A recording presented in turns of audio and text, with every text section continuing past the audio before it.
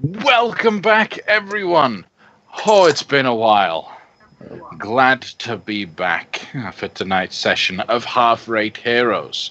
So, thank you for sticking with us. In the past couple weeks, when we've not been here, we have had some new followers that have joined our family of friends. And so I'd like to do a quick shout out and a thank you to those who have followed. That is Broadsword, ASDX,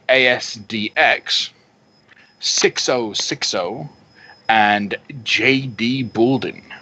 So thank you very much for you four following our little troop.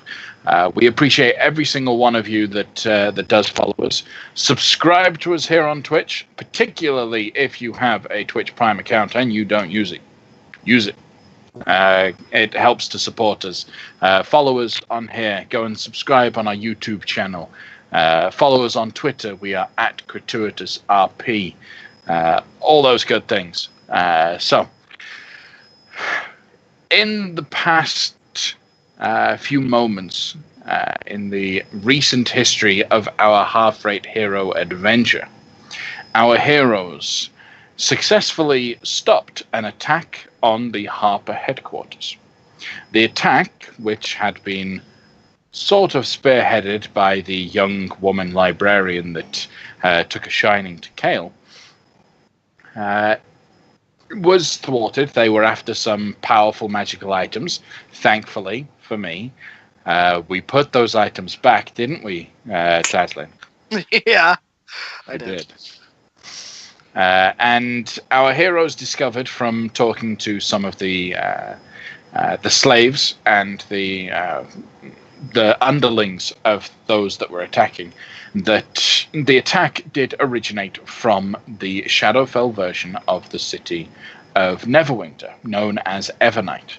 Our heroes followed a trail towards a certain address on the northern half of Neverwinter, which was a ruined and abandoned building, and inside everything had been, all the walls and windows that could possibly have light pouring through them had been blackened and covered.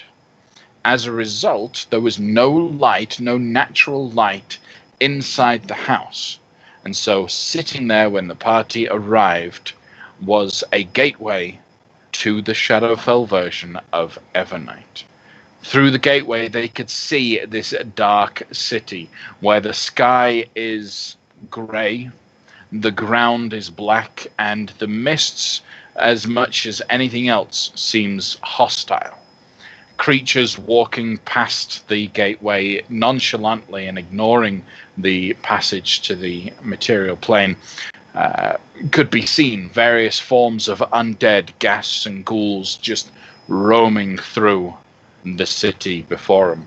As our heroes find this portal to the Shadowfell, what do they do?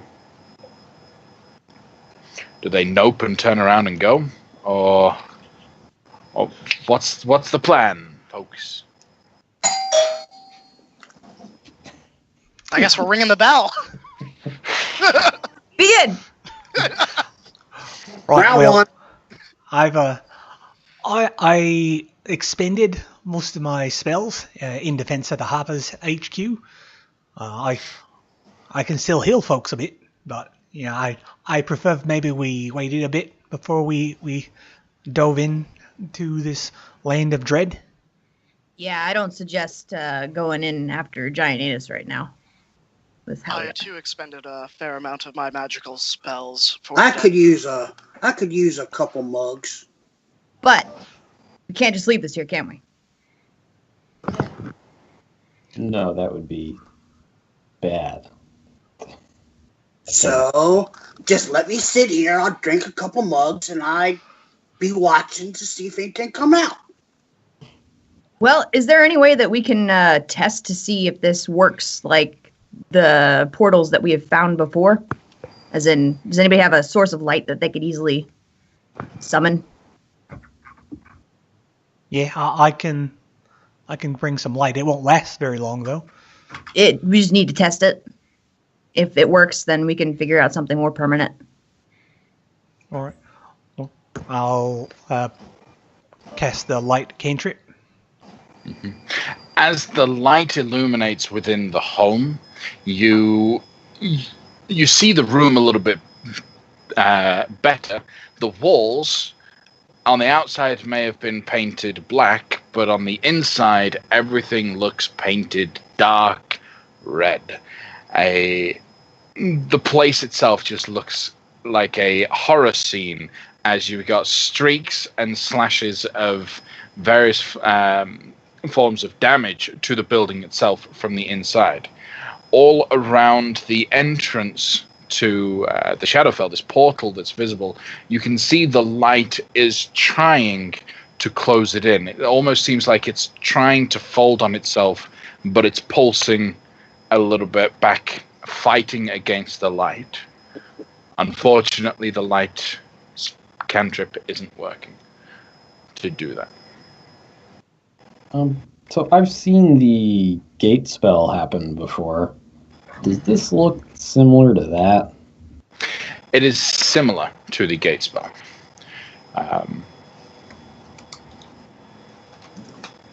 Not a gate. Yeah. Okay. And since we're able to see through the gate, theoretically, would I be able to use the plane shift amulet to that spot now that we know where it is? Potentially, yeah. Okay. So in theory, we don't need this gate to exist. So, how we break it? That is a good question. On closer inspection, does it seem like perhaps it is the sort of thing that could be dispelled? Roll an Arcana check or investigation check. I will do Arcana.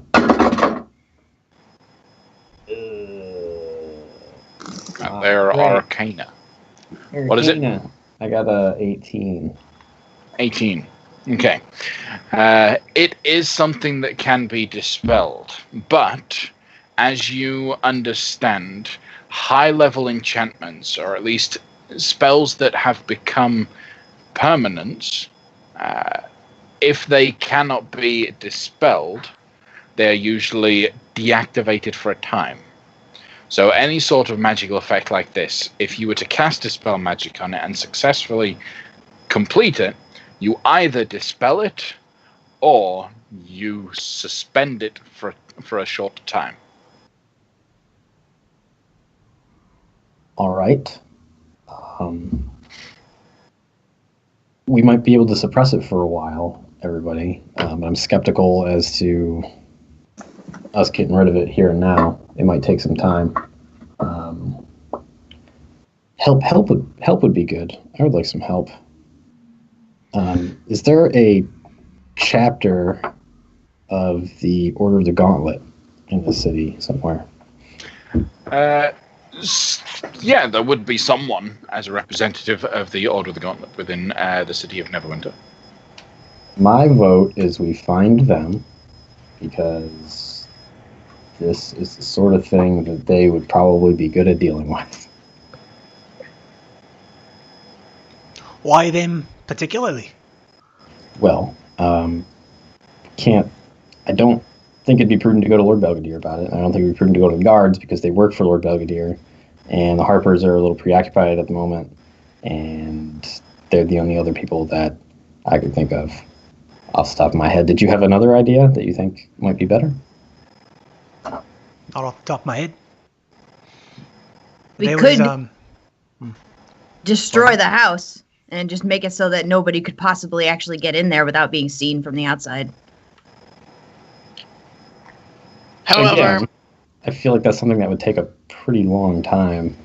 on top of that, our foe, we know that he is a manipulator, and we know he most likely has eyes in the city. The destruction of a building, particularly a warehouse of his, would draw his attention, knowing that his attempt on the Harpers failed. I've been operating assuming that we're being watched at all times.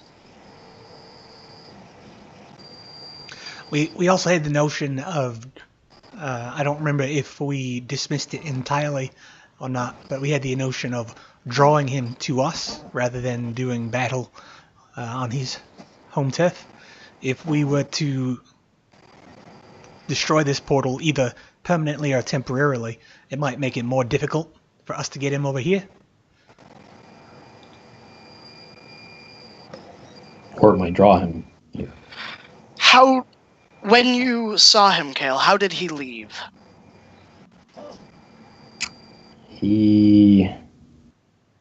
God, what did he do? He used a teleport spell, right?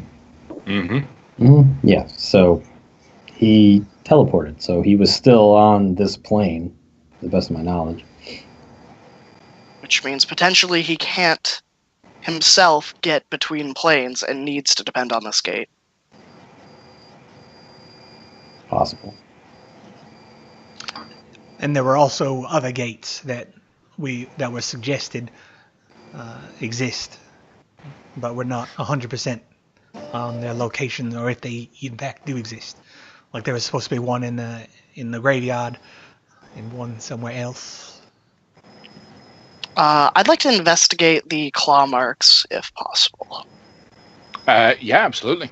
Go ahead and roll an investigation check. All right. What are you looking for? What are you hoping to gain? I'm looking to gain the size of the creature that caused it, and glean any type of the nature of the beast that did it, just from the depth and the cuts. So I rolled a 17 plus, what is my investigation? 9, so 25. 25. Okay. Big creature. Claws indicate a creature that's probably large or larger. It seems to have, in particular, let me pull up. Let me just double check I get this absolutely right.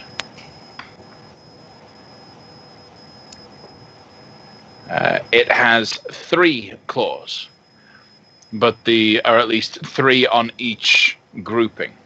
The way in which they appear to be suggests it's not 3 claws like that, but 3 claws like that. 2 fingers and a single thumb raking through the walls. Yeah? A necromancer? Would it be... I mean, I suspect what it is as a player, but a bone claw, would that be a assumption that I would assume it would be? With the 25 being a Shadowfell native, you'd reckon that a bone claw is a good chance of what kind of creature this would be. For it to have done such a thing, it obviously must have been on the material plane at the time.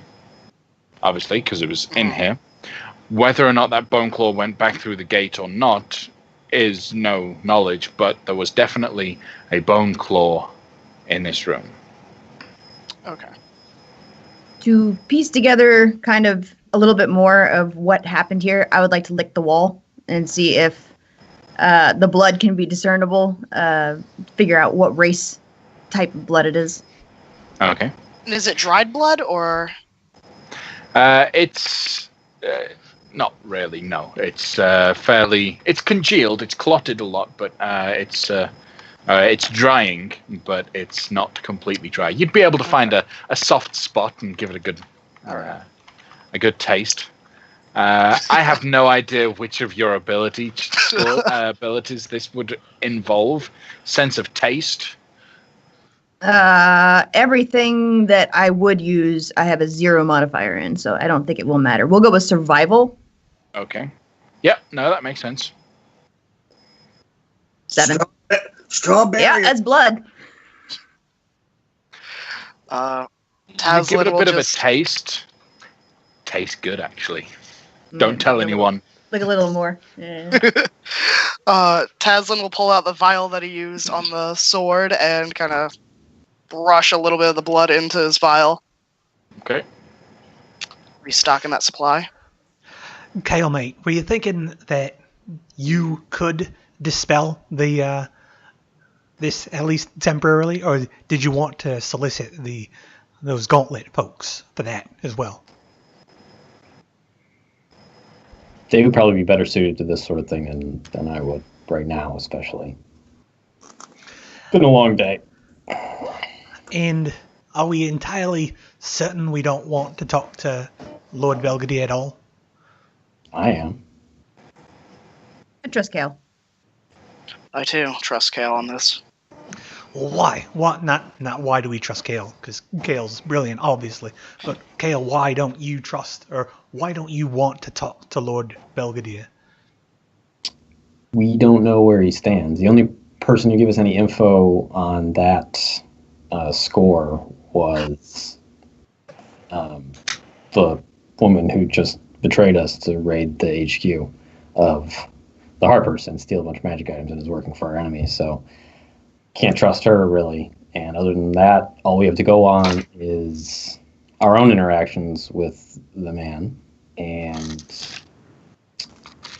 when we met him, I attempted to divine or inspect a lot of things and was very promptly stopped. And that could mean any number of things. It doesn't necessarily mean he's evil or bad or anything like that, but he might just value his privacy. But either way, it means that we don't know really anything about him. And to have somebody come from such a low social standing and just become the Lord Protector of Neverwinter out of basically nowhere is suspicious. Not to mention, when I mentioned it to Leosin, he thought it was odd that the timing for everything starting coincided with him giving us the first quest. Well, should we, because right now we have a big question mark, and we're leaning towards untrustworthy, but it's not certain. So should we try to resolve that? Since we're not going to be jumping into the Shadowfell right now, we could have a chat with him and see if we can discern his true nature? Or would that be more trouble than it's worth, you think? Maybe after we get a handle on this situation, I think that would probably be a good idea. So, sure, we can go talk to him all you want since you are so interested in it. But I think first we should find somebody from the Order of the Gauntlet and see if they can secure this at the very least. Kale, how many spells do you have left for today?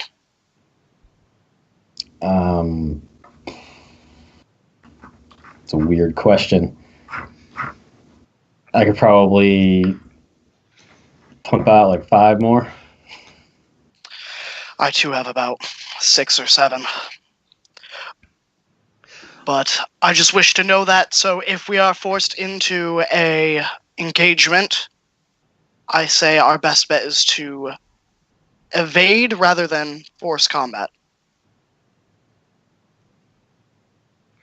So the only thing I could think of to find someone who could make decisions in our favor of the Order of the Gauntlet would be to go to Lord Belvedere, or someone sufficiently ranked in the city, because I don't personally know anyone of the organization.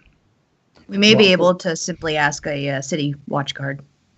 Or just passerby. I'm sure that the Order usually doesn't hide themselves anywhere. You know, they're pretty prominent and well known. All right. Well, should someone stay here, or how do we want to do this search? No, nobody stay here. If somebody comes here with the intent to use the portal, they will use the portal, and hopefully they won't know we were ever here. If one of us was here, then that would put them in jeopardy, and we can't lose anybody before the big fight. Do you suppose that they had guards here beforehand, and whatever caused these markings on the wall killed the guards that were supposedly supposed to be watching this warehouse? I imagine that all of this are the mercenaries. So, does it taste like guard or does it taste like mercenary? It tastes like material plane humanoid.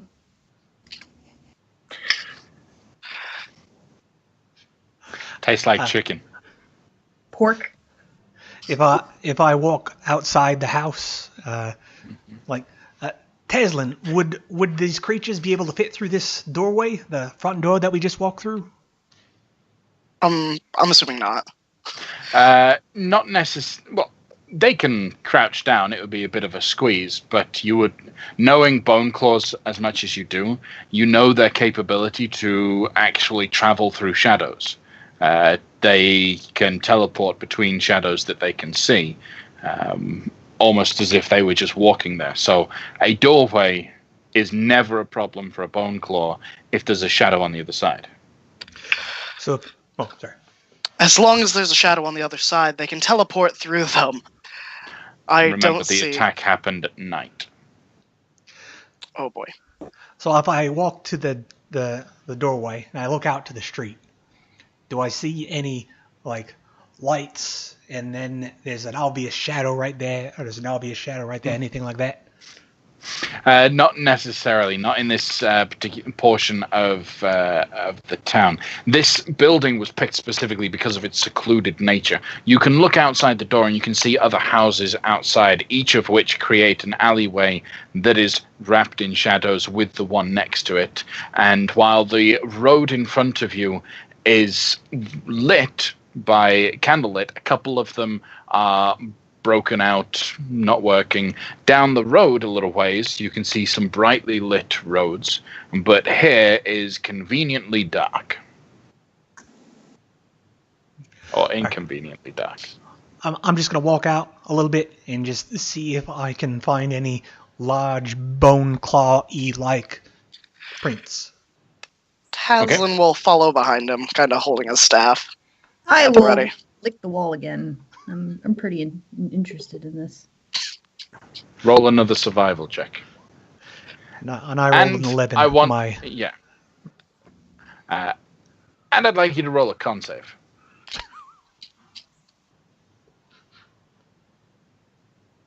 16. On the con save or the survival check? On the con save. The survival is 13. Okay, all right. So 3 lots of blood now. Kind of start to, like phlegm going down your throat. It causes you to kind of a little bit, but you still don't get anything from it, unfortunately. Is it no longer as tasty as it once was? It was tasty. You just got to take it in moderation. Oh. Maybe water it down to allow it to slide down a little bit. Maybe get some that's fresher, straight from the vein. That might be better. That's a great idea. Yep. So, Lafcadio, you are looking for tracks of undead creatures, not just the bone claw, but any sort of undead creature that seem to just appear in the street somewhere and then lead off from that point. Roll a survival check. And with me following him, would I be able to assist him in this? Following him is not helping in any way. Okay. Would you actively be doing something to help him? Yeah. I mean, I would be describing their general anatomy and kind of what they look like and my knowledge of how they came to be and what they look like. Then that's helpful. So yes, Lafcadio, you can roll with advantage. 11. Okay. You see a lot of footprints and a lot of remains of pathways that have gone through here. Unfortunately, find yourself incapable of finding any bone claw tracks. Right. I return to the house. All right. How are we going to find some... Oh, should we go look for a guard? And we're not leaving anyone here. We're all going together. Is that right? Right. All right. Play a moose. Okay. So, it's easy enough to find a city watchman. They've begun kind of heading towards the southern portion of the city because of the attack on the Harper headquarters that was inside the deep chasm on the southern half. So people are a little bit flustered and moving at a quick pace. You will be able to find a simple guard that looks a little bit unsure of himself, whether or not to run or stay at his post, keep a watch on these streets. He's constantly looking around nervously as you spot him and can hail him down. What do you want to know? Greetings, citizen. What? Who there? What you be so jumpy for? Oh, it's nighttime. Um, That was an it's awful deep swallow. it's uh, you don't need to worry about anything, citizen. The Attaboy. city watch have it in hand. What seems to be the problem? I whip out my badge.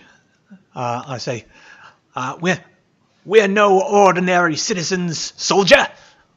Oh, Stiff upper lip. Stand strong. oh, We need some members of the Order of the Gauntlet. Quickly, direct us at once.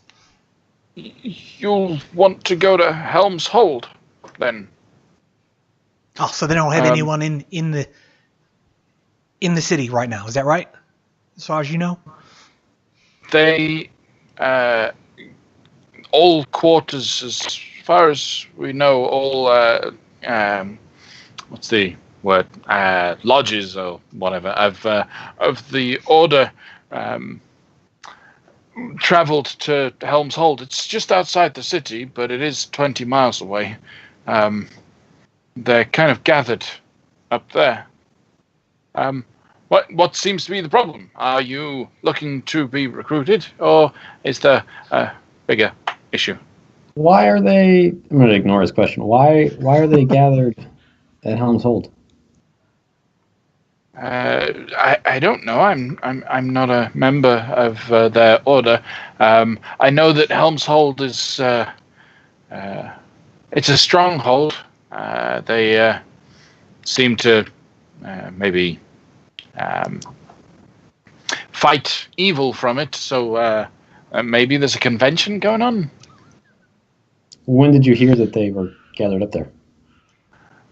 They all started leaving about 10 days ago. So gathering their forces, as they say, towards Helm's Hold. Weird. Ah. I should knew that before. They've always seemed to be, kind of crazy people, zealots. So no one really took notice. There's something wrong with being zealotous. No, just you can do whatever you want. You can be, and I'm just messing with you, bro. Yeah. I'm just messing with you. Okay. Little bit of stress relief, breaking the ice. For you or me? 'Cause...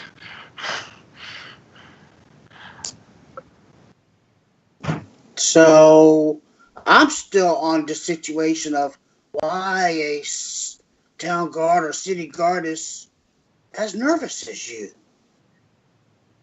Well, because it. I'm not nervous. You caught me off guard. You lie. Roll the persuasion check. Poor phrasing too, by the way. Persuasion. We got I rolled a 12, so a total of a 16. 16. Okay, I'm pretty new at all of this, and I don't like the dark. Okay? Is that all? Yeah. So you haven't seen anything? Why? What have you seen? No, we asked you. That's why. See, it's called communication. So I be asking you, why are you so nervous? So what have you seen that scares you so much? I mean, so there are monsters that hide in shadows. They come out and they get you while you're not suspecting. Tazin leans over the shoulder of Lefkadio and goes, "Boo!" You mean do they have 3 claws? Maybe. I mean, I've not counted. Do they look like they're built out of bone? Yeah, spooky, scary skeleton folk. You mean Can I insight this and just see if he's just going with what we're saying? Roll an insight check.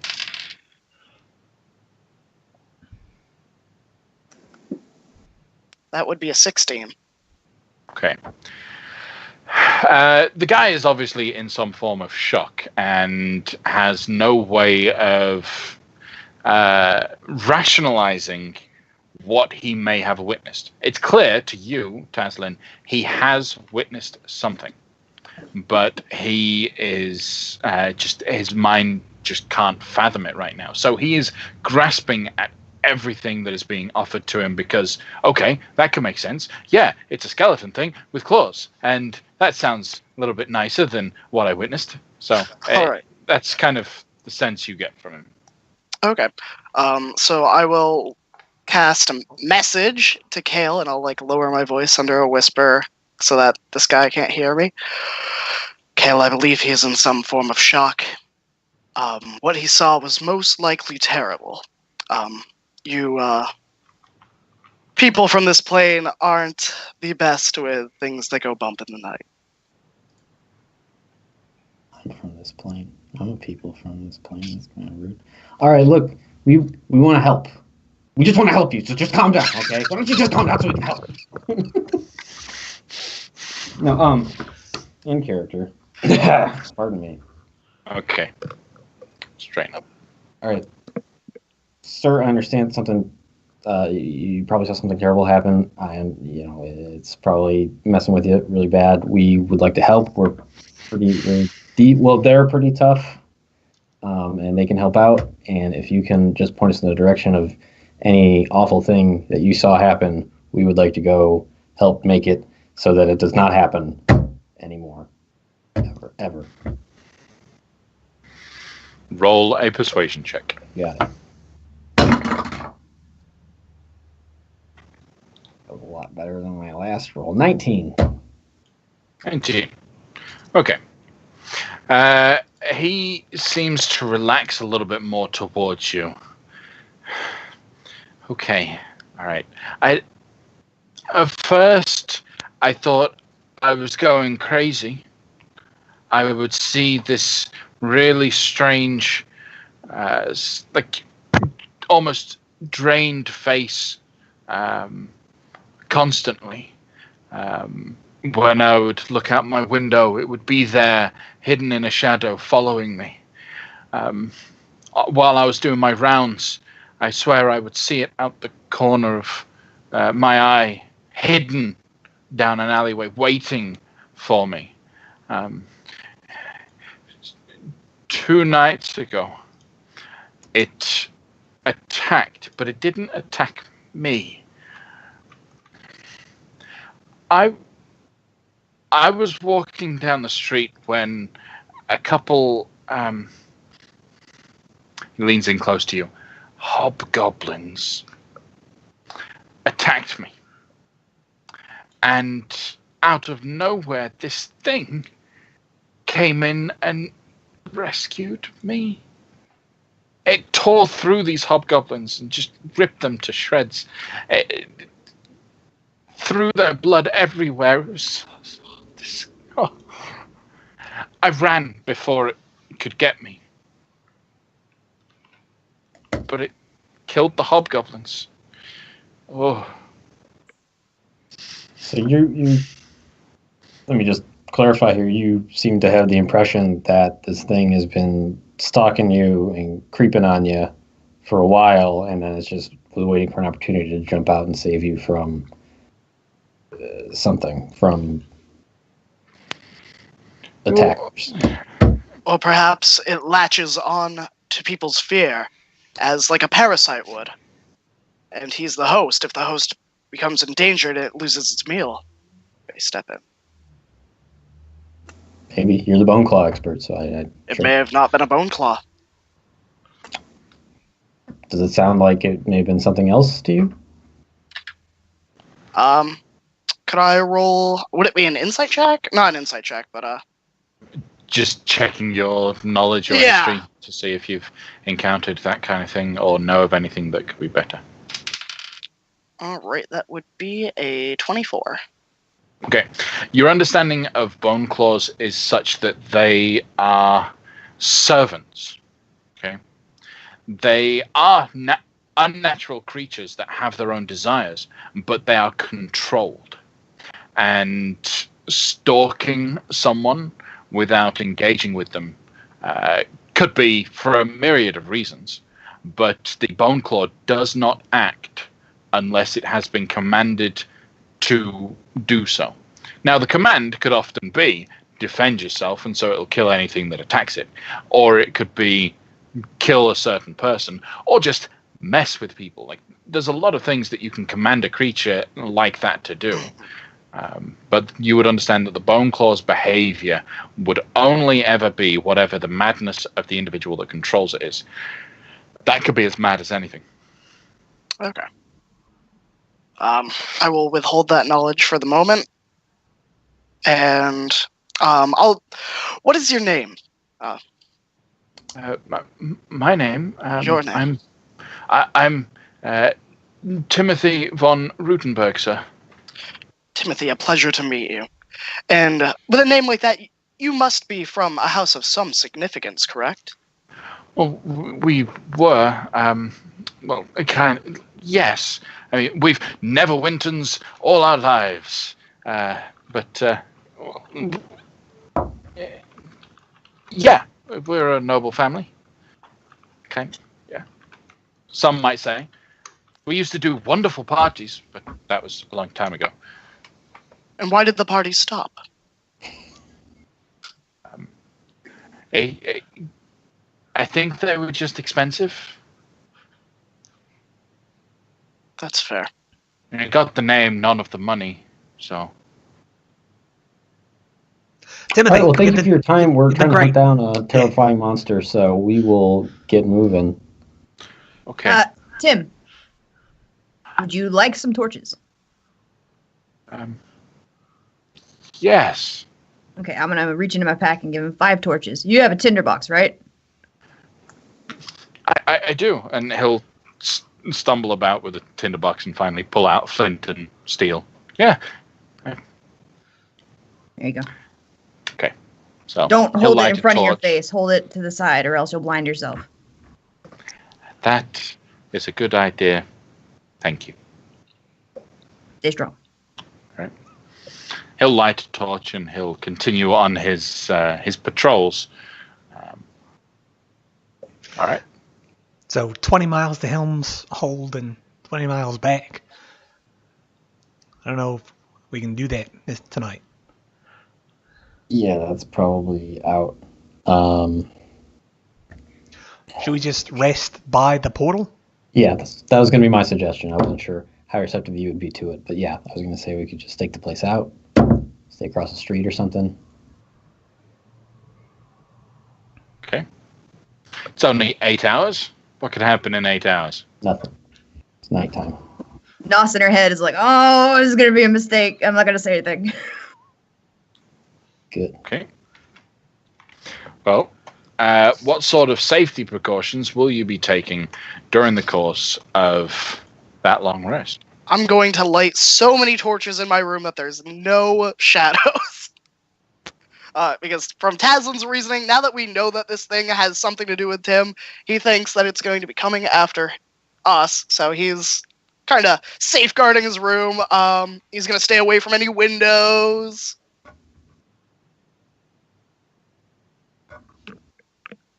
Muted. Muted. Yeah, you're muted. Hello? Right. Can you hear me? Yeah. All right. Been having trouble with the headset. Need to get a new one. You do know that light in a room isn't going to stop it. It just means they can't teleport in, right? Yeah. I mean, that's Okay. my goal, is so that I have a little Good. buffer between them smashing something down. Fair enough. Makes sense. So I'm going to So- go back to that portal and cast 2 light cantrips, 1 on each side, to see if more light will close it. The extra additional light does help the border begin to close in just a little bit.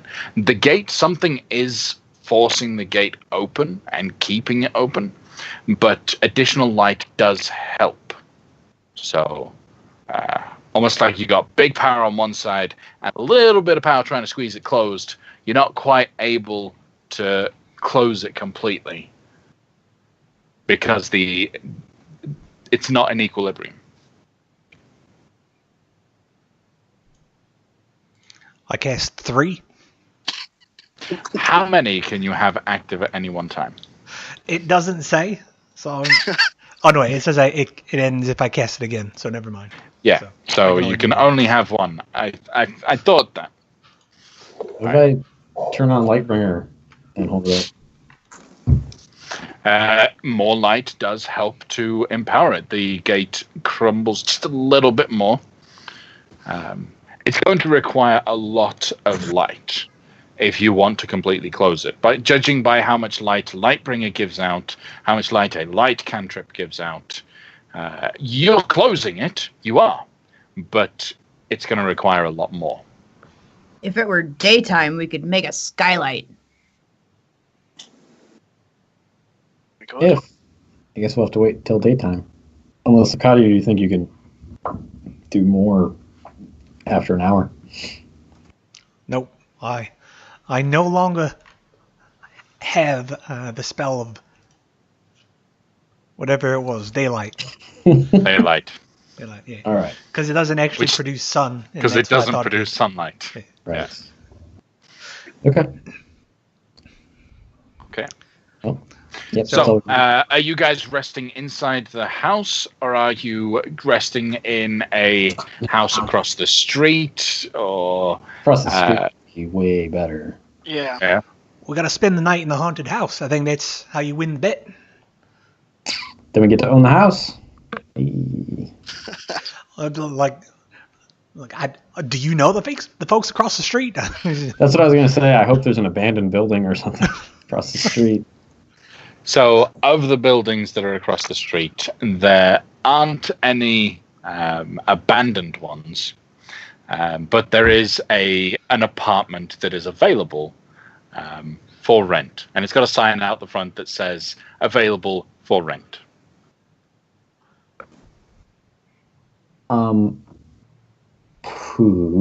What's the down payment? Yeah, I don't think. Like, What's the security deposit? I'm gonna assume the person that's renting it out isn't like awake or there, really. No. We could knock on an occupied homestead and simply inform them of the truth and that this is a dangerous area and maybe they should go visit other family members in other parts of the town for the night. And they should let us stay in their apartment. Guard the house. We've got the symbols. We are of the city's protection. I mean, yeah, we might as well try. At worst, Commandeer we'll have an apartment. warned somebody. Exactly. Yeah. Yeah, go for it, Lafcadia. That's a job for you, I think. All right. I puff myself up, and I pound authoritatively on the first apartment that gives us a clear vantage point of the haunted house. What's that? Okay. Open up in there! 1 second, 1 second. You'll hear the patter of feet coming down some stairs, and the door will swing open. A older gentleman in a nightgown stands tall in front of you. What is the meaning of this intrusion, sir? I hold out my badge of thainship. Said, "Good evening, citizen. I'm here on behalf of the authority of Lord Belvedere, the Lord Protector of Neverwinter. I'm here to see to your protection and safety." Right. And I just I look to see what how seems he's to be the receiving problem? this. He is accepting. Okay. What am I in danger of? We've been alerted to dangerous activity in the neighborhood, and we're gonna keep a post and make sure no untoward things happen. We need to commandeer your apartment. You're welcome to stay, or what I'd recommend is finding somewhere else safer for the night. Roll a persuasion check. You want my house? 13. This is very unorthodox. There. Why do you need my house? That's desperate times call for desperate measures, sir. We wouldn't bother you if it wasn't of dire importance. Can I kind of lean over Lafcadio's shoulder and be like, do you really want to know what's going on?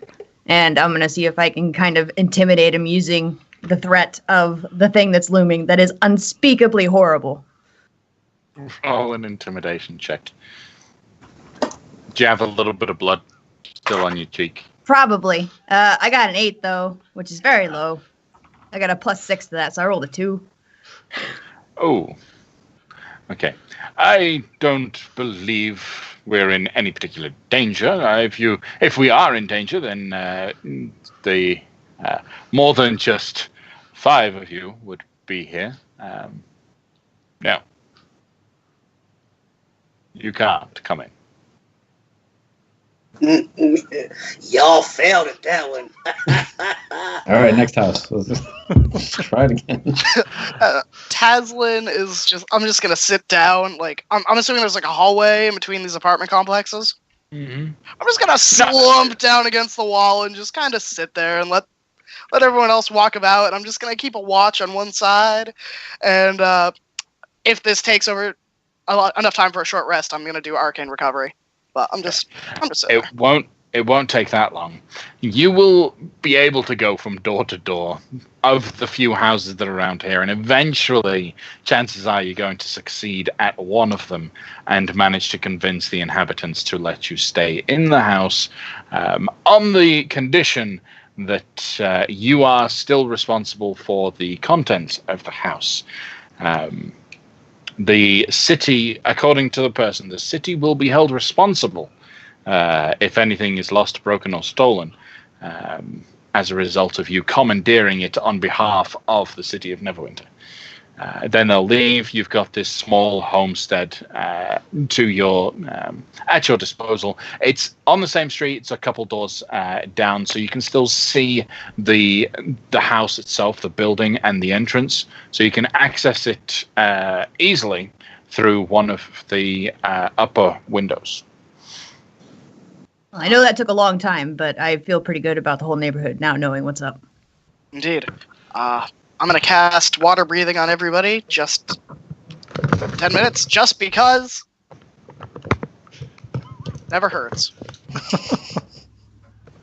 You think you're going to go swimming in the next 8 hours? You never know. Oh. If my headphones go off at some point, just got a notification saying, we're going to update your firmware. We'll see how that goes. All right, so you rest in the house. You set up your defenses. You stick the lights, torches everywhere you go. You don't burn down the house, Taslin? I don't burn down the house. Okay, all right. So you take care to ensure that there is light in the space, but not enough that's going to burn down the house. All right. Are you guys going to be taking watches? Yeah, and Taslin would make it a point that he wants to go on watch with Nos. Okay. There are 5 of you, and you need to cover 4 watches. So if you 2 go together, everyone else is going by themselves. You cool with that? But I only need 4 hours of rest, right? Yeah. Yeah, you're an elf. Oh, good point. All right, so you could watch for 2 of them. Fair enough. Yeah. Which watch would you do? With Nos, and then he's going to do one with Kale. Yes, but who's taking the first watch? I'll take first watch. Okay. I'll Nos also and take first Kale. watch then. There you go. So Nos and Kale for the first one. Who's taking second? Probably... Kale and Taslin. Yeah, sorry, not Nos and Kale. Taslin and Kale for the first one. Second one, Wampum. Yep. Third one, Life Cardio. Go with that. And then last one, Taslin rested with Nos. Everyone cool with that plan? All right. So the first troop, roll perceptions, both of you, and describe to me the kind of things you're doing whilst keeping watch. All right, so I had a 9, but I'll use my passive of 16. Okay. And while I'm taking watch, I will be kind of... describe the furniture. Is it like a table, chair? How many rooms are in the apartment? It's a small home, 2 rooms, parent and then children room, and then a living space where they do all the cooking and cleaning, everything within it. So the bedrooms are raised above the living space. The bedroom is not very big. It's going to be about 20 foot by square room. Okay. And how many windows are there? I know we had one that was overlooking that. One on that side, one on the west. You're looking north towards the building. Okay. So I will be kind of doing a roundabout around the building, kind of checking on each of the rooms, then stopping by the window, watching for about 2 minutes, and checking on my sleeping companions, and going back down. Okay. Kind of almost irritably, kind of doing this like check. Okay. But I wouldn't be doing anything magically. I would have my wand of web out at the ready as I'm like, like going through my bouts, ready to like shore up any of the windows. If like something was coming in, I would just web it and then throw the torch because then it'd light the webs on fire. Okay. Yeah. So with the lighting situation, the house that you're at is lit. It's close enough that you can see everything. 16 is fine. The house that you're watching, you're at disadvantage on your perception checks against because it's in the dim light. It's in darkness, which is then dim light, so you have disadvantage. So an 11 on that. Kale, what are you doing during the... I'm going to look out the window at the place we're supposed to be watching. Okay. So disadvantage real quick. Yeah. Whew, wasn't lower. So I also got 16. Okay. With disadvantage? Yes. Okay. At some point towards the end, if nothing happens, I would like to ask Taslin to give me 10 minutes so that I can cast Augury and ask a question. Taslin will stand guard, and before this, he'll, while he's kind of like staring out the window, he'll just kind of under his breath go, if we'd thrown a dagger or if we had attempted anything or even feigned danger to that guard, I bet it would have showed up. I don't think it's stalking him. I think someone ordered it to keep watch on him. Why would they do that? Because they only follow the instructions of the person that controls them. And why were they instructed to follow that? I don't know. He seemed kind of milquetoast-y. Oh, but why would it jump in if he didn't have some... If the mage controlling it didn't have a reason to order it to step in? I don't see why it would get involved at all. It's possible that he imagined all those encounters that happened prior to that. He might just be a jumpy person. Some people see things that aren't really there all the time. The chances of us just happening to run into the one guard that was told that the Bone Claw is told to watch over is just so small. That yes, like meeting a god, a lion god, or having a lord of the hells kidnap your companion's soul. That slim? Slimmer than those, actually. Slimmer than I think. All right. Okay. During your watch, you guys don't notice anything that occurs in the street, if anything does happen in the street, and no one bothers the household. So at the end of the 2 hours, you both go back, you go to bed, and we pass over to Wampum. Well, I wanted to neutral cast Augury at the end and just ask about storing the rest of my magic into my magic storing ring. Would that be a good or bad idea right now?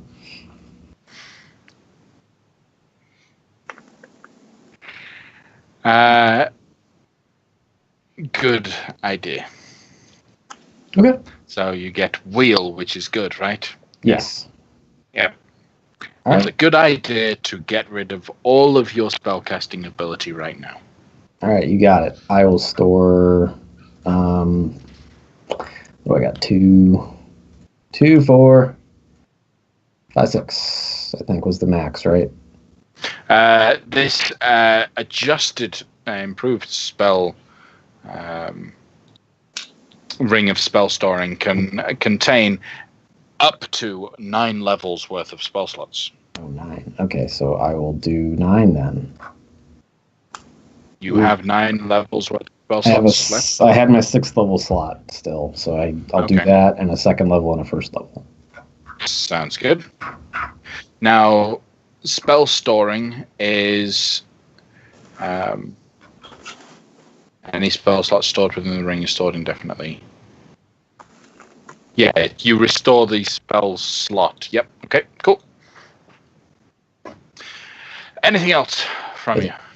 No. Wampum. You'll have to roll a perception check. What kind of activities are you doing on your watch? I will, like I heard the other ones doing, since they're just trobbing all over the house. So I will go to each room and then eventually go out the front door and just make a couple passes along the front of the house and see what I can see up and down the street, across the street where the other building's at. Okay. Go ahead and roll a perception check. That is going to be a 13 plus perception is a 7, so it's a 20. But my passive's a 22. Okay, so did you roll 2? Just because some portions of your check will be at normal and some portions will be at disadvantage. So what is the... The second one is a 8 plus 7, be a 15. Okay, all right. Your passive being 22, right? Yes. So disadvantage passive is 17 minimum. All right, so 17 and 22. You actually spot something during your first hour. You spot circling that building, that dark building with the Shadowfell entrance into it, is a skeletal-looking figure. It is just a gaunt white flesh that you can see. What do you do? I am going to go wake Taslin up silently. You put my hand over his mouth, and then when he opens his eyes, I'm just going to motion, come here. Taslin will rise up from where he was meditating and follow silently. I will take him to where I saw it and ask him, "Is that be a bone claw?" Roll a stealth check, Wampum. That is a disadvantage.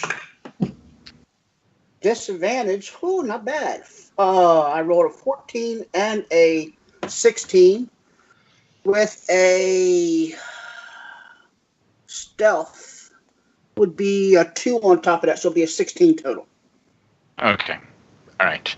You will bring Taslin over, and Taslin, you will be able to roll a perception check. All right, that's a 17. Okay.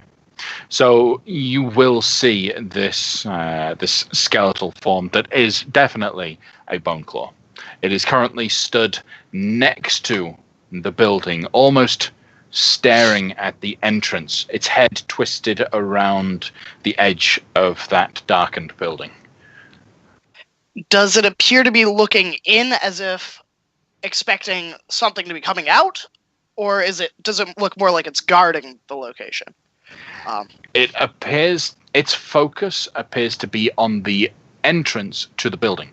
It is outside around a corner next to the building, holding on to the side of it, watching that entrance. Almost like you guys are. And let's see. Do they speak? I know they're an semi-intelligent undead. Would they understand common? That is a good question.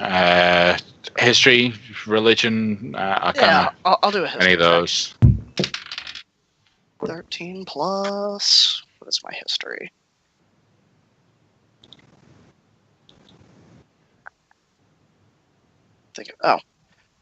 Plus 5. All right, so 18. Okay. So, you would know that bone claws typically understand and can speak, and they speak common, plus whatever language their master mains as, whatever their natural language of their master is. Okay. And how far in feet would I estimate they are? Like 120 feet? 150? I'd say the building you're in is about, we'll say about 200 foot away. No, no, because you wouldn't be able to see it. I'd say maybe 100 foot away. We'll say that your household is 100 foot away from the spooky, scary building. Okay. And message would not convey my location, correct? Are you going to message the Bone Claw? Maybe? What you got in that mage head of yours? I see you think. Let's take a look at the message spell. You point your See finger whether toward or a not- creature within range and whisper a message to the target, and only the target hears the message and can reply in a manner that only you can hear. You can cast the spell through solid objects if you are familiar with the target and know it's beyond the barrier. Magical silence, 1 feet of stone. It doesn't say that they know where you are. Only the fact that this requires verbal, somatic, and material components to perform. So if you want to remain hidden from the Bone Claw when you send it a message, you need to But I could back up roll. like 30 feet, Yeah. then cast it, Yeah. because we're 90 feet away. Yeah. So I'll motion to Wampum really quietly, and I'll like slowly motion back away from the window, and I'll lower my voice. I believe it is watching that gate to see if anything is coming out. Well, I could see that. They're intelligent. I'm going to try and cast a spell to speak with it. This is not gonna go good. Most likely not. You be getting us in trouble, ain't you? We could wait, but how long is it going to stay there? As far as I can see, it hasn't shown any aggressive tendencies towards people that were undeserving, which either it's begrudgingly following a master's commands, who is more benevolent. Dazzling. I would prefer if you let me get a couple shut-eye so Morden will give me back my powers, because right now I'd be kind of weak.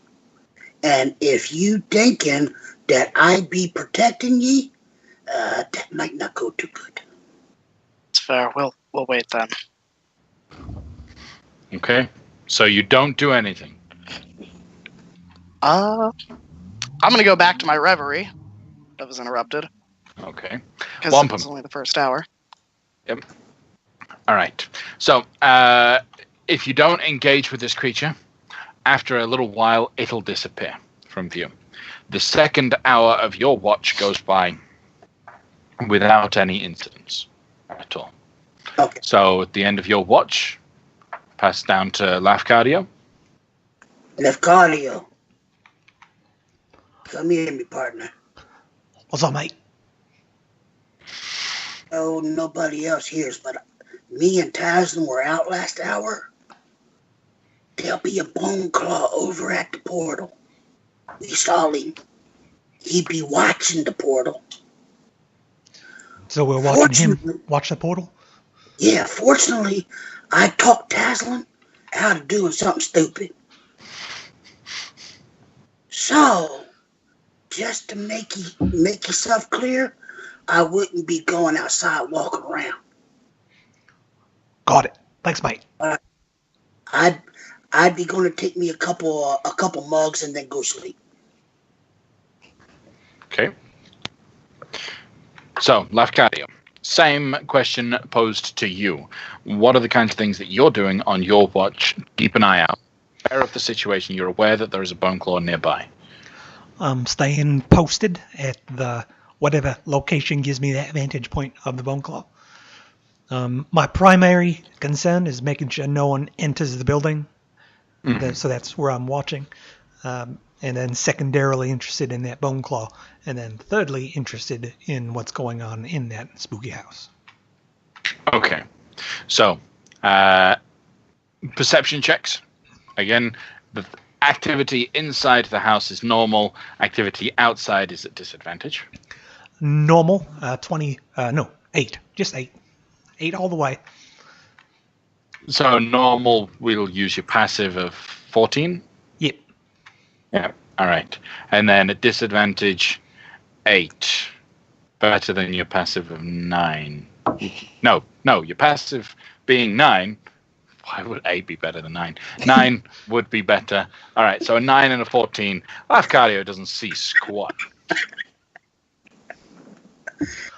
Well, I don't even see that thing anymore. I think they just imagine the whole thing. Mm-hmm. And your couple hours go by without any incident. And then you pass over to the last two, which is Taslin, now fully refreshed after having completed your trance of 4 hours, and Nos. Wampum told me that there was some critter out there. I didn't see him, so he must have gone away. But all's clear. Good night. Sleep well. So I'll start by posting up near the window, but I'm going to lower myself into a position. I want to find something to sit on because I want to be comfortable. Pull up a table or something. And then I'm going to kind of be with my back towards the window, kind of looking out of my side eye in a stealthed position. And so she's by the window, correct? So Taslin will be across the hall by one of the bedrooms, kind of so he can look down the stairs. Mm-hmm. Kind of leaning up against the wall, staffs in the crutch of his arms as he's leaning there. And he lets out a yawn. Okay. Perception checks from the both of you.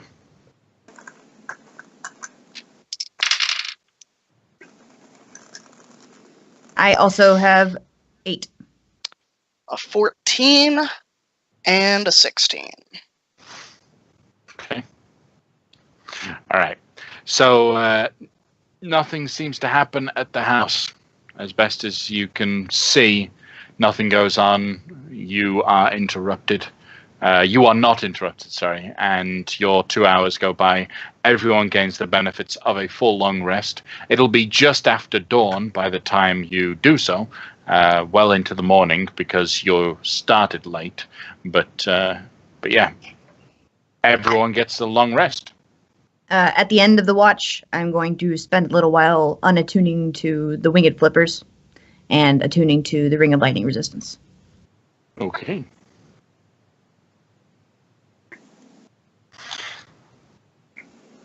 Well, how many items are you attuned to right now? 3. 3. Okay. I got it. So, yeah, but attuning to a new one would kick out an old one. That would be quicker than unattuning. Okay, whatever. I do that. Yeah. You know what I do. Yep. Sounds good. As the sun is shining, bright and early in the morning, what is the party doing? Nos, Lefcardio, come take a walk with me real quick.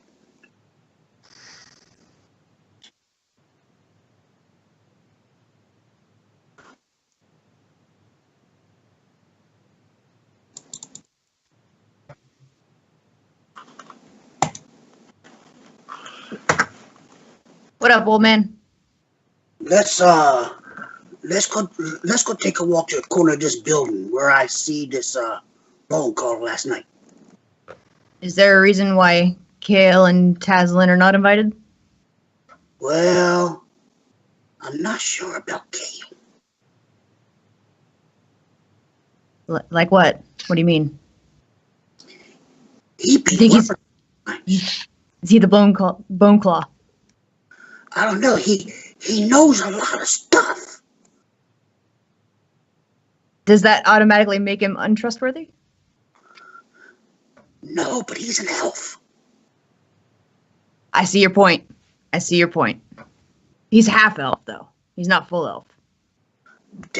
That's why I trust him a little bit more. I think he's all right. But I thought that this would be like a warrior type thing. All right.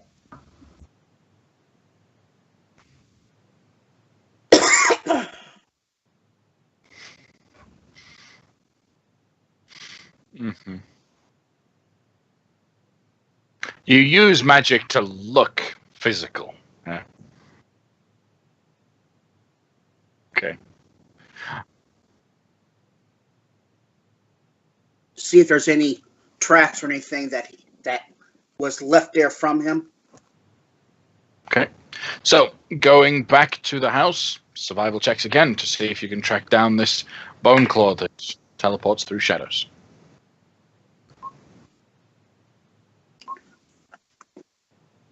Seven. Got a 14. 14. It seems like you guys just can't quite get a break. You will be able to see evidence around the outside of fresh spots that the bone claw was stood in, and with your 13s and 14s, that would clearly indicate to you that the bone claw was stood on some form of patrol. And you look out for spaces of these positions that a bone claw would have been stood. The ground seems shifted. It seems almost like it's a little bit colder, almost frozen right in that space. You start looking for a few other spots, and you find 4 or 5 dotted around the building, plus then a couple down the street, one right outside your window, in the outside the house, but the house you were staying in. But you can't quite track where it might have come from, but you can tell where the bone claw spent its night. I think we being watched. All right. Well, we're rested up. We were going to go into the Shadowfell anyway, so. Right? That was the plan? That'd be it.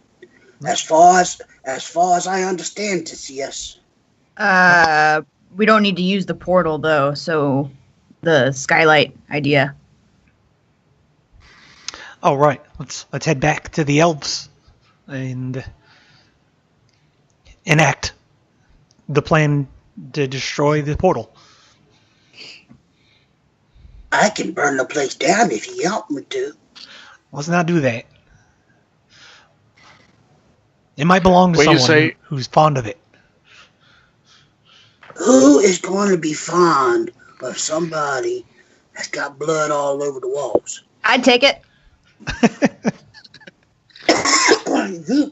You be licking the walls too much. It's absurdly delicious. I don't understand. Is it cherry or strawberry? It's coppery, it's salty, it's hearty.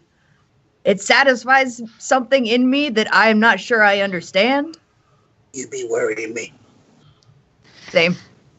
All right, back to the elves.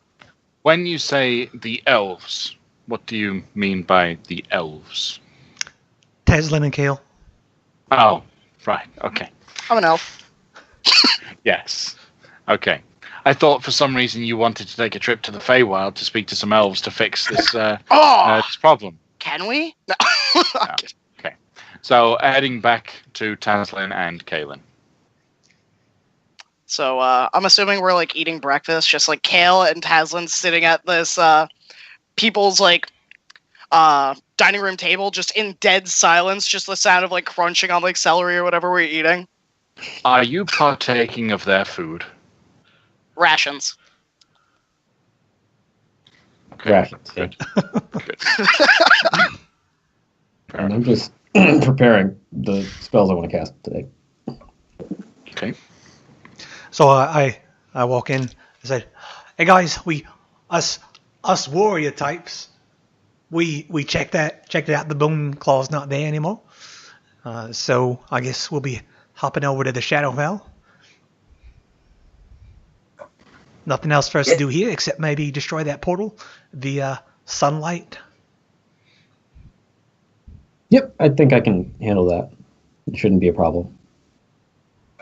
That works for me. Okay. So, is that the plan? Just grab everything and go?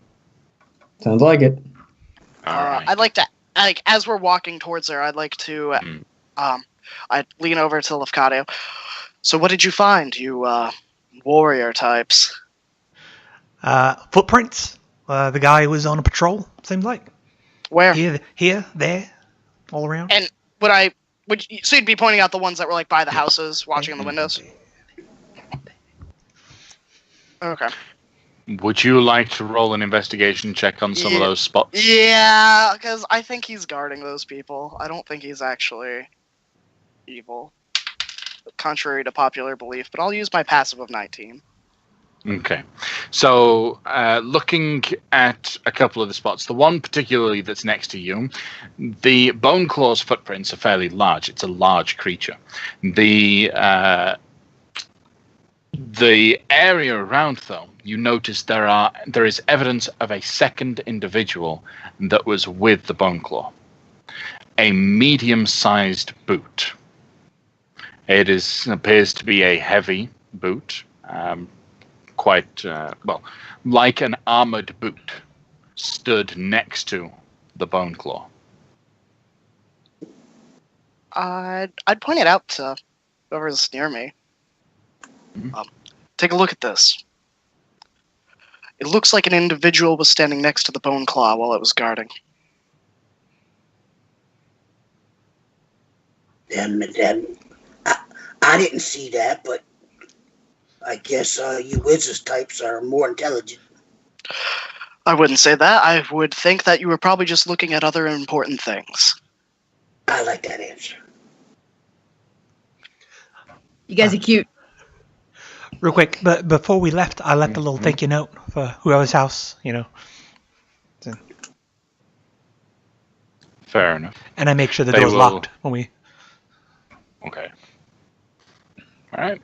And you didn't partake of any of their goods? You didn't take anything from their household? Nope. All right. Then off you go towards the house with the gate within it. When you enter into the house, Nos immediately picks up on the fact that, there's new blood. I like it. Yeah. This one's a little bit more, a little bit warmer than the previous one. It's fresh. Roll a survival check. Left cardio. 17. 17. Okay. The blood that's on here, while it's warm, it tastes sickly, almost necrotic in and of itself. The blood is clearly not natural blood. This ain't right. This ain't right, blood. Nos, were you scratched or bitten by that vampire a while back? No. It might have something to do with being a hobgoblin. If you look, and she raises her upper lip, and you can see her teeth are actually more like a primate's teeth than they are human. And she explains, I feel like maybe there might have been something way, way long ago. Maybe we were apex predators of some kind of land. I don't really know. If you were a vampire, you'd tell us, right? I think that's But you have to law. tell us. That's the law. Yeah. Yeah, if we ask you legally, you have to tell us you're vampire. So I want to say yes, I would, but that's exactly what a vampire would say. Okay. Knowing it was against the law to lie like that. Wow. But I can walk in sunlight, no problem. So. That's Okay. fair. Anyway, let's open all the windows and everything. Okay. So, the windows have been caked with paint and blood, and so they are a little bit stuck to their frame. Takes a little bit of effort. So, wanton destruction? No. No. Quarterstaff right through. No.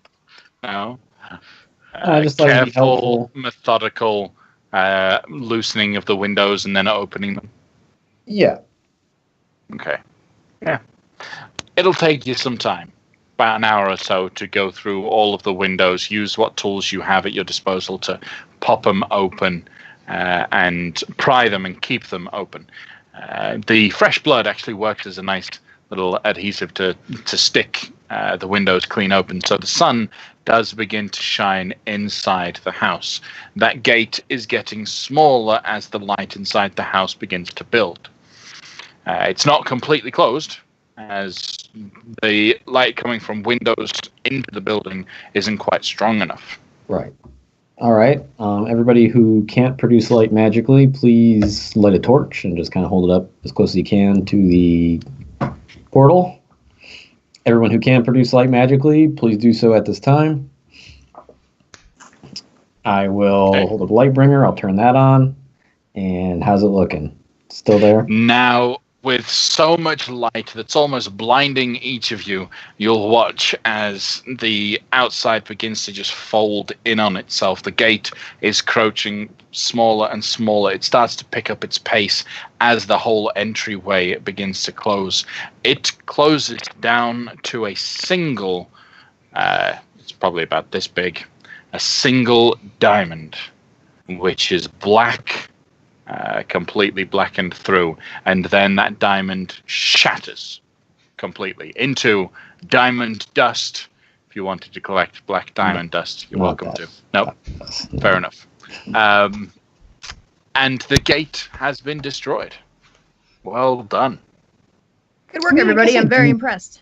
I want some of that. I want that diamond dust. I'm not going to use it for anything, but I want it. All right. There is... well, the diamond itself was worth 5,000 gold. Sure. So the dust probably worth almost that much. We'll say 3,000. 3,000. 3,000 GP.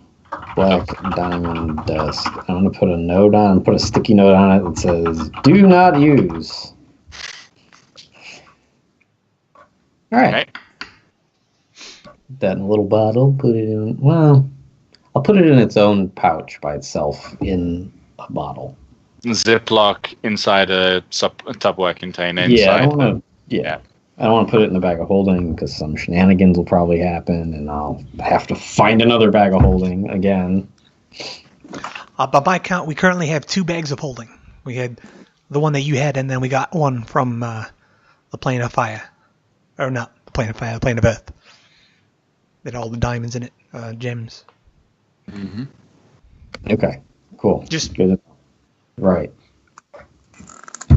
Great. Okay, so this is taken care of. Yep. Gate is closed. Awesome. What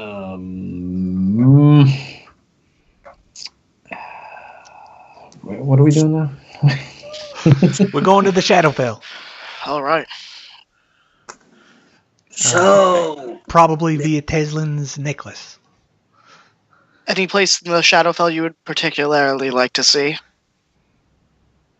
The bard that Wampum killed in the Harper HQ mentioned something about the graveyard was the last place. The graveyard in the Shadowfell was the last place that they knew about. Something about being off of a blue lake. I remember Blue Lake. I don't know why. so what ye be knowing about a blue lake? Blah, blah, blah. Blue. I could have dreamed it. I remember them talking about lava.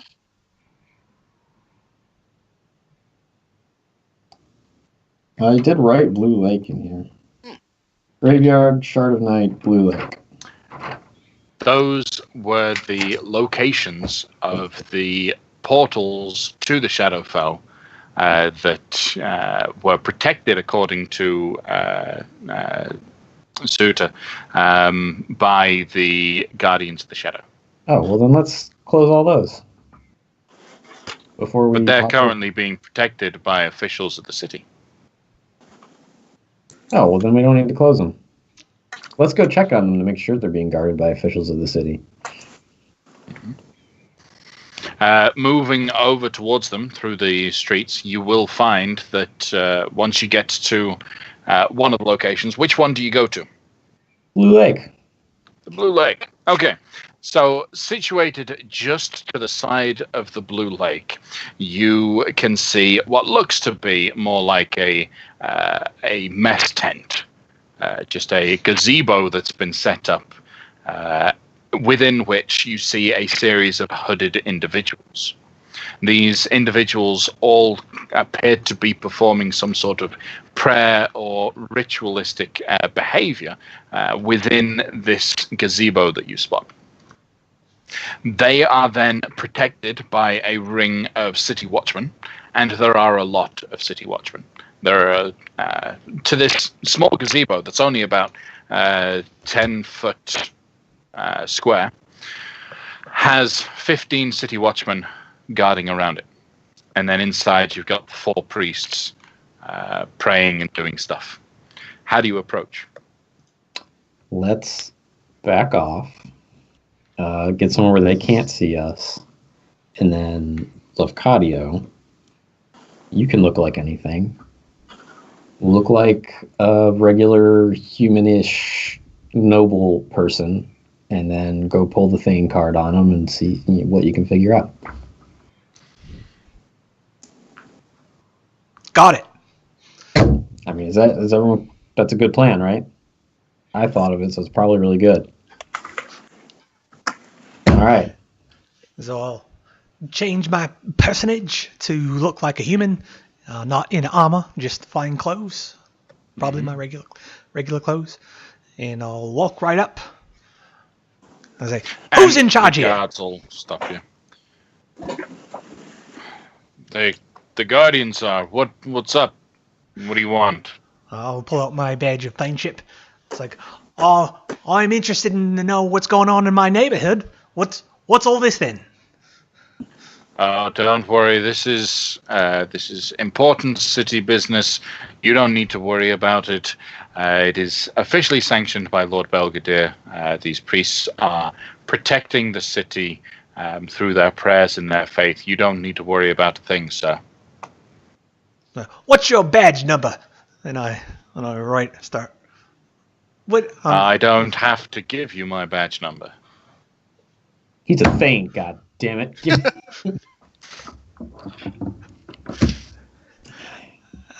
So what can I? So I'm looking at the dread gazebo, and I look at the priests. Do I recognize anything about them? So roll a perception check. It's hard to see anything about them because they are very much covered and cloaked. 18. Okay. In the center of these 4 praying priests, there appears to be a manhole cover towards the sewers. But the manhole cover is sheer black. There is a cover in place that you can see, and light seems to bounce off of it. But it seems like like an obsidian dark metal manhole cover that's been placed onto this sewer entrance. It's definitely not a normal cover that's placed, and they are just performing a prayer around it. If you stay waiting for about 10 minutes, they'll finally finish their hour-long ritual and get up and rest outside the gazebo for a couple hours. All right, I'll walk back. Mm-hmm. Said, I couldn't get anything about them. They're blocking our access, and those priests are doing some sort of ritual on a black-looking cover in the ground. What type of ritual? Like a sacrifice type thing? I didn't notice anyone being slaughtered. or any animals. I'd guess some sort of they're trying to protect the ground, making it holy or whatnot. Did they have any holy symbols on them that you could recognize? They were in really thick clothes. I couldn't see hide nor hair of who they were affiliated with. How big of a circle are these guards in? Are they still in a circle around the thing at this point? Yes, they are, because they need to keep the place protected. After the ritual finishes, half of the contingency of guards do get up and they leave. They don't necessarily need the space so much. Those that have remained have relaxed their position to some degree, so they've widened out. They're leaning against posts. They're taking the force away around the gazebo, but they're about 25 to 30 feet away from the gazebo itself. Okay. What I would like to do, if I feel like I can get away with this, is I would like to cast the Calm Emotion spell on a big enough chunk of these guys so that they won't give a shit about me, and then just walk into the tent. Okay. They don't get to make. They do get to make a save against the Calm Emotion spell. Wisdom, charisma save. It's a charisma save. Wisdom, charisma. Let me get my dice tower and some dice from my handy dandy dice holder. Ooh, Yep.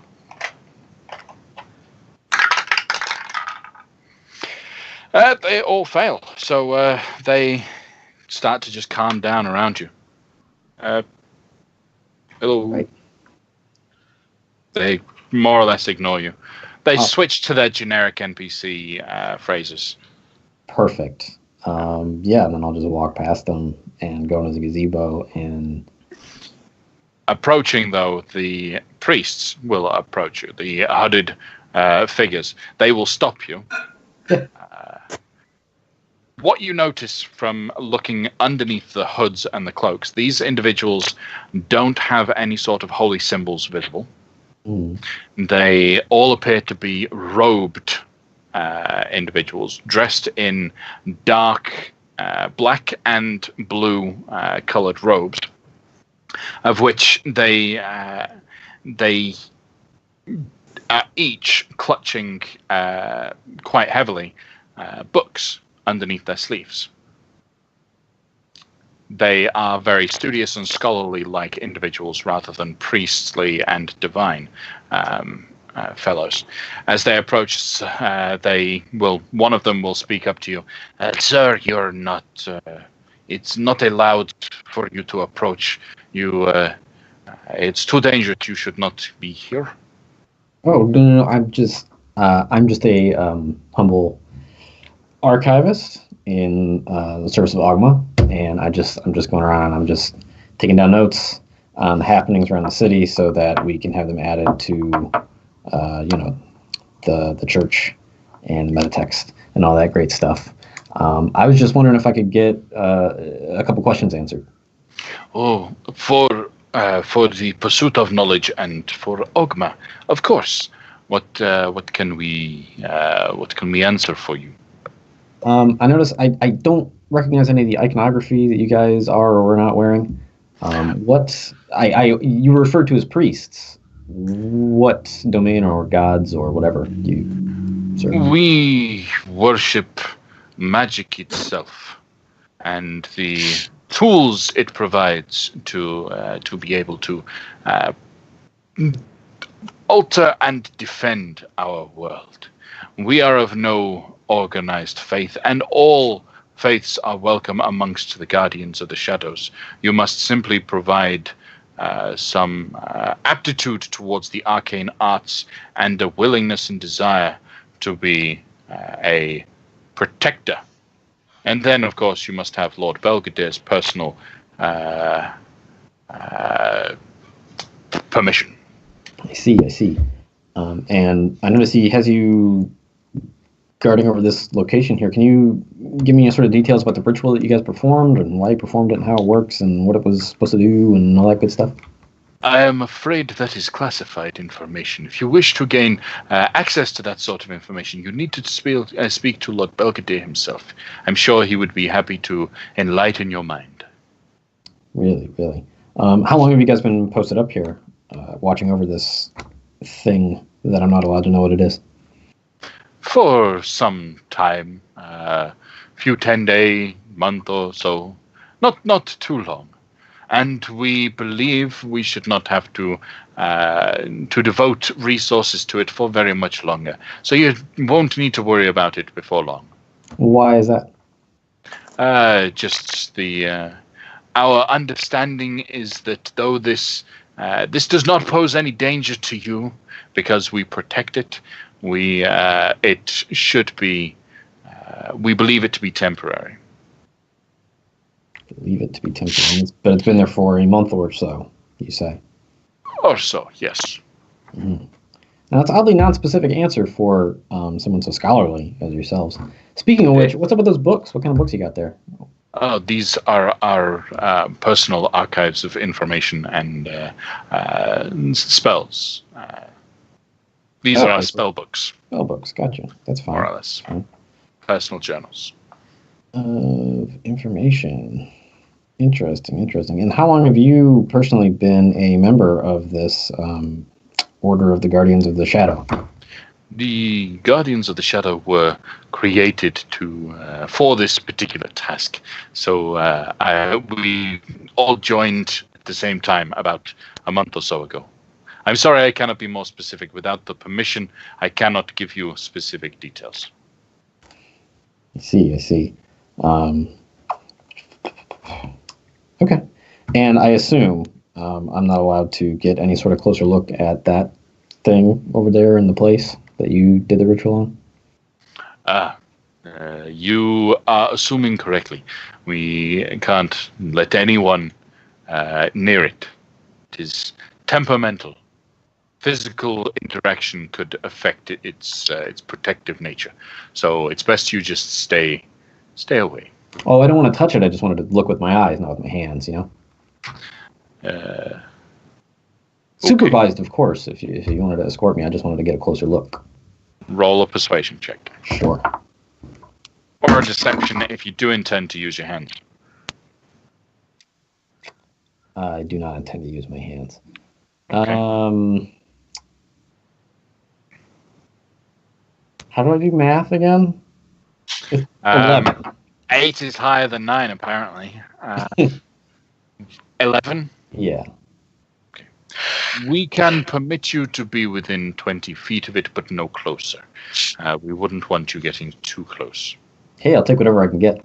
Okay.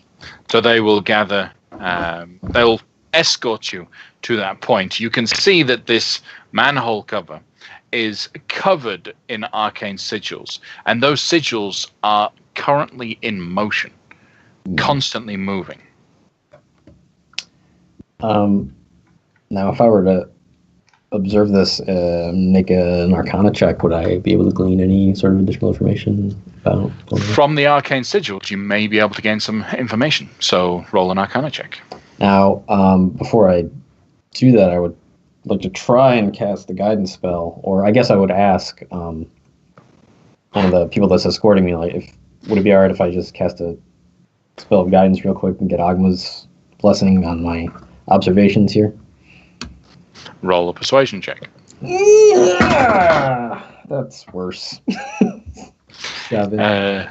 We can't allow unauthorized individuals to be casting any magic so close. If you'd like to move away, we could supervise you casting a particular spell, but you can't do it right here. So if I step back maybe 30 feet and then cast a spell and then walk over... Yes. Under our supervision, we have to be able to see and know which spell you particularly are casting. Okay. Yeah, I'll do that. That's fine. Okay. All right. So they'll back you up. They'll watch you. You cast guidance. They can tell it's guidance. It's an innocent kind of spell. I can't think of any way you could maliciously use guidance. So they'll they'll then escort you back. Go ahead and roll an Arcana check with that D4 bonus. All right, all that. It's just so I can get my goddamn D4. Ooh, that's pretty good. So that would be 35 for Arcana. Okay, you understand quite clearly what is before you. The arcane sigils that are in motion are protective symbols. They are meant to dispel and contain powerful magic. It's almost like a teleportation circle backwards in that it stops any sort of magical travel on this space. You can make an assumption with your 35 that this manhole cover is keeping a gate to the Shadowfell closed. Okay. Sounds good. I will thank that person for their time, ask them their name. Okay, and they'll give you their name. Great. I know their name. I won't tell them my name, and then I'll walk away. Okay. I know their name. Brackets. And I'll rejoin the rest of my group of people who I know and have traveled with for a while now. And I'll say, honestly, it looks like everything's kind of on the up and up over there. I got a better look at the ritual that they casted and the enchantment that they'd put on the whatever the hell is going on over there, and it looks like a binding spell.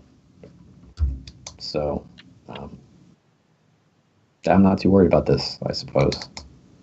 It's a little upsetting that they're the only ones in complete control of it. If they wanted to, they could just open it up and let anybody come through, but I would think that they'd probably just post a bunch of guards here and then not do anything else if that were the case. If they wanted to just let it work and have things run rampant through the city, then they could just do that. They wouldn't need to go through this whole dog and pony show of setting up a Guardian of the Shadow and getting a bunch of people who are actually very studious and know how to cast spells and bind things and have them actually do it. And it's a lot. So I think we're good. We should probably check on the other one, just make sure we're cool down in the graveyard. Make sure that one's getting the same treatment. And if it is, then I suppose we can just hop, skip, and jump over to the Shadowfell like we totally want to do. The one in the graveyard, if you go over down to the graveyard, the portal to the graveyard has appeared within a grave itself. And so as a protective stance, they've set up the magical gazebo, the special gazebo around the outside. But the cover over this hole is actually a big wooden plank that's been, well, not wooden, but a big dark plank that's been placed over a grave itself, almost looking like an enormous coffin or sarcophagus lid that's being placed over this Shadowfell gate. And it'll appear the same way, it'll look the same way. You'll notice that when you move over towards them, their ritual is being performed. So the rituals are not synchronous. They're at different times. Okay. Okay. All right. But otherwise, all looks good. Sure. All right. All right. Anyone have any last business in the city before we go? Do we have everything we need? That bowl that I wanted, was that going to be done today, or was that going to take? The bowl? Yeah. Yeah, it was going to be done by morning, if I remember right. Okay. Yeah. So you can go pick up the bowl, Yeah. which you've already paid for, right? Yes. Yep. While we're out, I'd like to buy 2 healing potions. Okay. Which kind? Lesser. Okay. So 100 gold. All right. So I will deduct that and I'll put it in my inventory. Okay. And I'd also like to just buy 25 gold worth of saffron and 25 gold worth of fat. Fair enough. It's easy to get the fat. Saffron, a little bit harder, but you get it. Yep. Cool. Did we needed rations last time we went into the Shadowfell, didn't we? Because we had to go back down into that bunker for him, right? Mm-hmm. Okay, so I will grab like, a week's worth of rations. Or It's more thematical in a sense, in that you won't have easy access to it. So preparing now is a good idea. okay, you give me a number, and I will spend that much on rations. Okay. Since rations are cheap, 5 gold. Okay. That'll give you plenty of rations for what trip you expect to take. You don't expect to be in the Shadowfell for too long, right? Right. Right. I don't know. I could live there. I'll do that. I'll do that same amount. Okay. Same Alright. as well. Sounds good. We all get All right. rations. Woo! Everyone. So, if you're all ready to go, you're using the Amulet of the Plains to be able to go to the Shadowfell. Yes, sir. Okay. So, you know what to do. with I get the to roll my amulet. Arcana or Intelligence No, or Arcana. Where are we going? Intelligence check. Yeah, that's a good question. I should probably decide where we're going. So I know a lot of really nice places in the Shadowfell. I totally want to take these guys before we all go to our doom. No, No. let's just die. Okay. So I will teleport us around the vicinity of where that original gate that the rendezvous was leading to.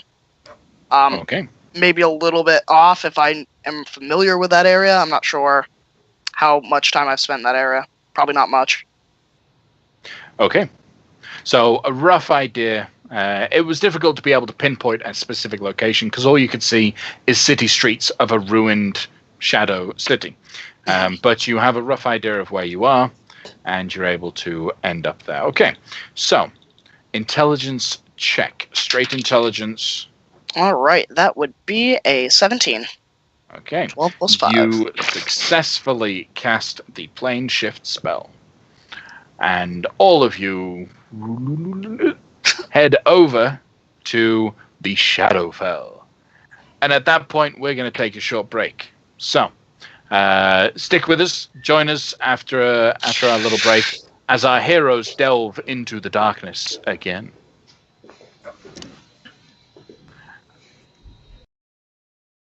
The little fuzzy screen, our heroes have stepped through the plane shift spell and landed squarely within the Shadowfell city of Evernight. Now, the players should be able to see a map of the city of Neverwinter.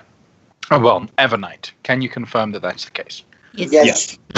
Okay, good.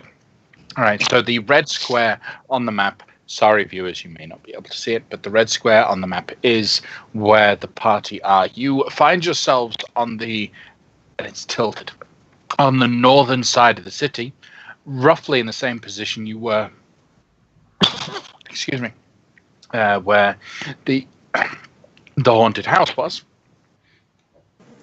But, oh, excuse me, sorry. You okay, me? Nope. You need some All raw right. cashew juice. Yeah. All right. I do need some raw cashew juice. Oh, so can you? I don't even know how you can juice a cashew. I don't know. Anyway, that's another adventure. So, you find yourselves just south of that the room that you had been viewing through, the haunted house. What do you? Everyone roll a wisdom save. Does that Shadowfell include has affected me.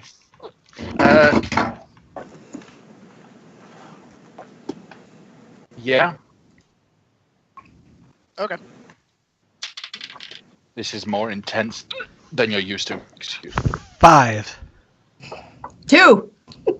14. 15.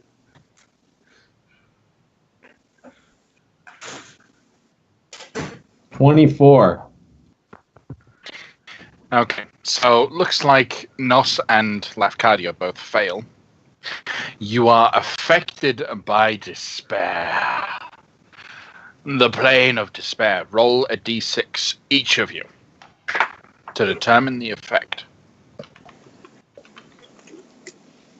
1. 4. Okay. All right. So Lafcadio is struck by a sudden wave of apathy. The character has disadvantage on death saving throws and on dexterity checks for initiative, and gains the following flaw. I don't believe I can make a difference to anyone or anything. And Nos, you are overcome with dread. The character has disadvantage on all saving throws and gains the following flaw. I am convinced that this place is going to kill me. Okay, I can deal with this. Yep. So, with that, as you all step through and arrive into the dark place, as I mentioned before, the sky is grey, almost blackened. There's no sunlight. You can see an overtone of orange or red from the hot lava that is flowing right down the city, right down the center. Creatures are in the distance, but what are you guys? What are you going to do as soon as you arrive? What are your plans? Which way we heading? I don't care. I'm gonna whisper. Do we want to find a place that we can defend, or at least be relatively secure, and then let Kale do his magic-y eyeball trick? See what we got between here and there. Sure. Our goal was the castle, right? I think so. Taslin, confirm that. We were going for the Order of the White Hand, correct? Mm-hmm. And we know that they're in the city. I don't think we've learned anything else about where in the city they are. Oh, I thought we heard they were at the mortuary. Right? That's Oh. Mm-hmm. Lamantha's mortuary. So you'd need to find the mortuary. Haslin, do you know where Lamantha's mortuary is? Let me see. It's right on the map. Shut up. Oh, have I? I don't think I've been in the city before, or if I have, it was very brief. I doubt you've been in the city before, and asking directions is something that you know Would not end well. could. Well, it could. Knowing what you know about the city, it's not like it's a place where anyone's going to be attacked and killed. It's just any material planers or any, particularly any humans or basic, like I want to say humans, elves, dwarves, the generic fantasy tropes. Any of those would likely be put into slavery as soon as they're seen. So. All right, and that would include Shadar Kai, correct? Yep. Okay. Let's see. What do I have prepared today for spells? I don't think I took seeming, so I can't make us all look like zombies. I did not. Oh, no, I did. Ha! Look at that. So I will turn to the group, and I will let them know that I am going to cast seeming on them to look undead, so that we are not hassled in any way. Whatever. And then I will cast it. Okay. So, looking like undead from the outside isn't going to affect how you act. Right. So, if you want to pass through the streets, I think everyone is going to have to put on their best undead impression. All So, right. What is And- your undead impression? I'm a lich. Take over the world.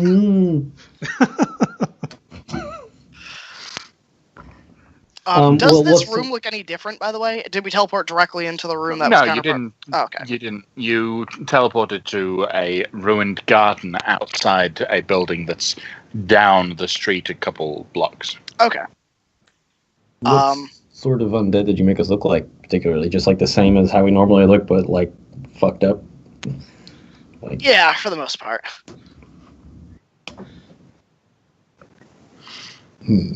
Wampum will walk very slow, just dragging his axe beside him on the ground. I might have made one of us a ghoul. Well, who? Probably me. Okay. Fair enough. So Wampum is going to drag his weapon behind him as he's moving through. How about everyone else? I'm going to kind of hunch over, almost like I'm staring at the ground, and kind of walk like I'm on the prowl. I'll let my arms kind of dangle from my frame lifelessly, and I'll pretend to have a limp. Okay. We were in here. We were in the Shadowfell before, so I'll try to recall what the first undead that we ran into, and approximate their gait. Okay. So walk like them and just... Okay. Anything special from Kale?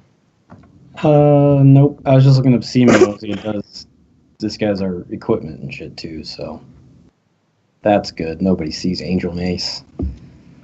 That'd be a pretty dead giveaway. Excuse me. Catch. I'll just do the same thing Lecadia does. Okay. Fair enough. Then... Okay, so you look like zombies or, well, undead creatures. You act like undead creatures. You're going to go searching around for a mortuary in an undead city? So survival, perception, like what kind of skills are you going to be using to find this Lamantha's mortuary?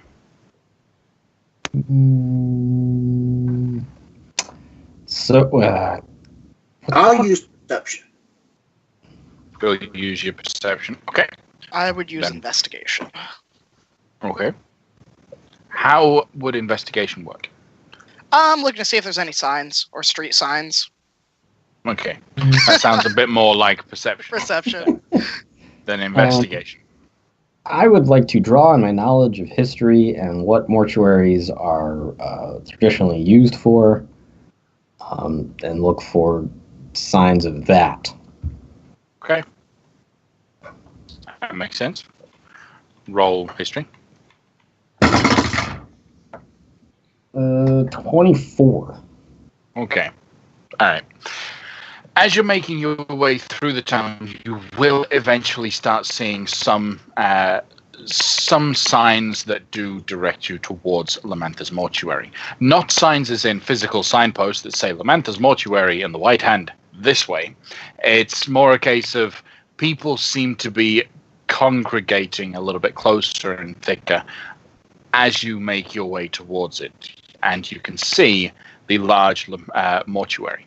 The mortuary itself, as you're approaching it, appears to be a very tall building that has a huge mortuary sign on the side of it that's tilted a little bit, broken off, looks ruined. It looks like an old building that time in the Shadowfell has just slowly decayed and pulled away.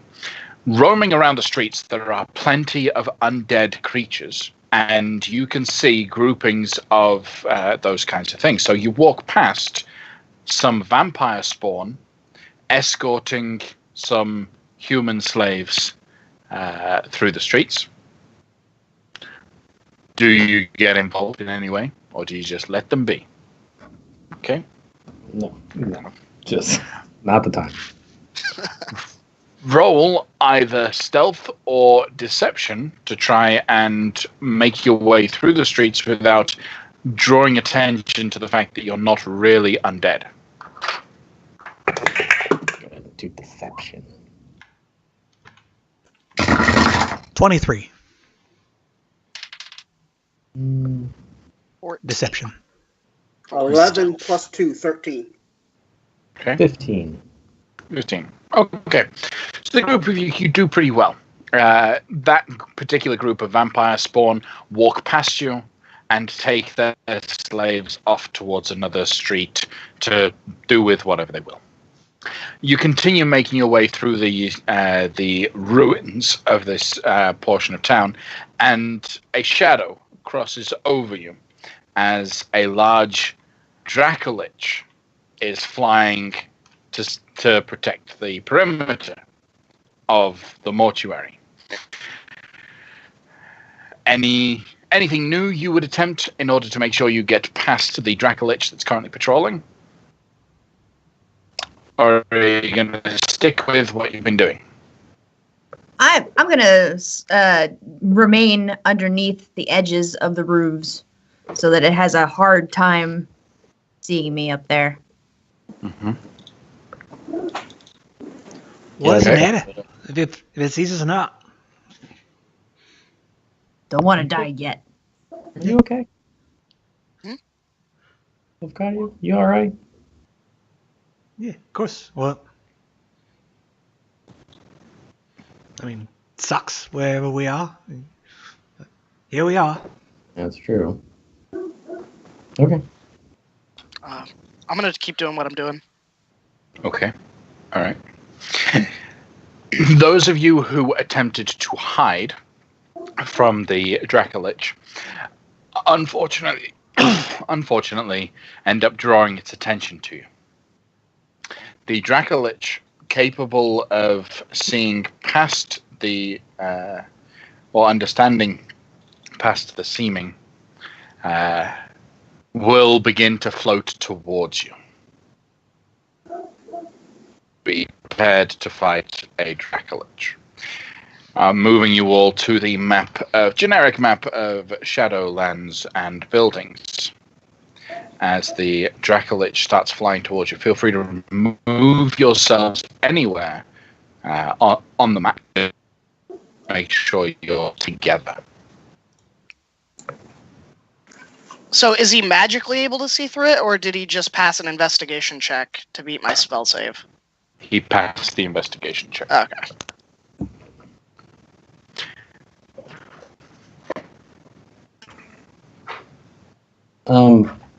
How far are we from the mortuary? I want to say 525 feet. It's really far. As we start to see it sort of descend slightly, can I just whisper to the group, I do not intend to deal with this. Well, you can't just ignore it. Escape is possible. Can we? Have we tried Can it? we outrun it? If we ignore it, it might go away. Yeah, let's just go the other way. Let's just. I'm going to probably... And hide. You can. Yeah. Is there any like building nearby there? There's Or something? plenty of ruins all around you that you could try and hide in. Yeah, I'd like to get some cover. Okay. Yeah. Each of the walled structures that I know you guys can only see walls. Each of those has a roof. Okay. So they're on that map. Nos, did you want to hide or run away? I was going to run away using the buildings. I'm intending to use its size against it. Okay. All right. Anyone else going to run away with Nos? Oh yeah, that's Me. exactly what I wanted to do as well. Yep. All right. Then running and hiding, I'd like everyone to roll stealth checks. With disadvantage, or... No. Okay. Not with disadvantage. 21. Unless you would like to give me a reason why I should give you disadvantage. No thanks. But mine's an 18. 25. Wampum, you're always pretty loud, right? Yes, so I'll guidance you. that is a D4. Yeah. And that would be, hey, I rolled a 4. So 10 plus 2 on my dex is a 12, and 4 more, 16. And 16. I got 21. 21. Okay.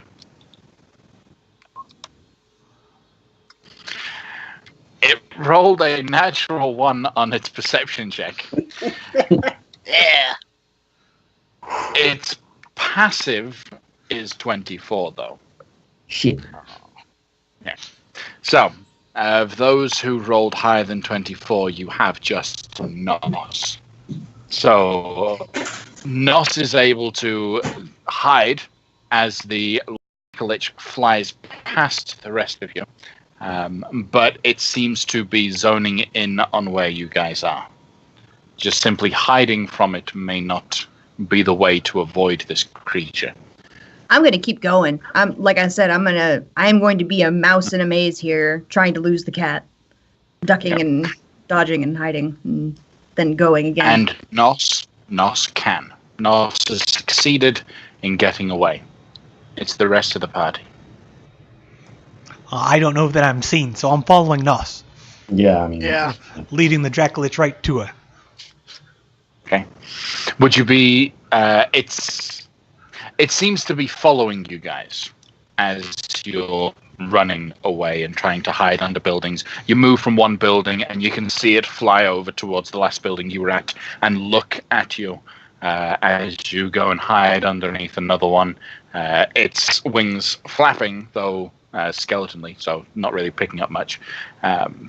Would you attempt anything different, or is it going to end up cornering you? I'll look for Because a. its fly speed is much better than any of your run speed. Is there any manhole covers in the streets? Like sewer type thing?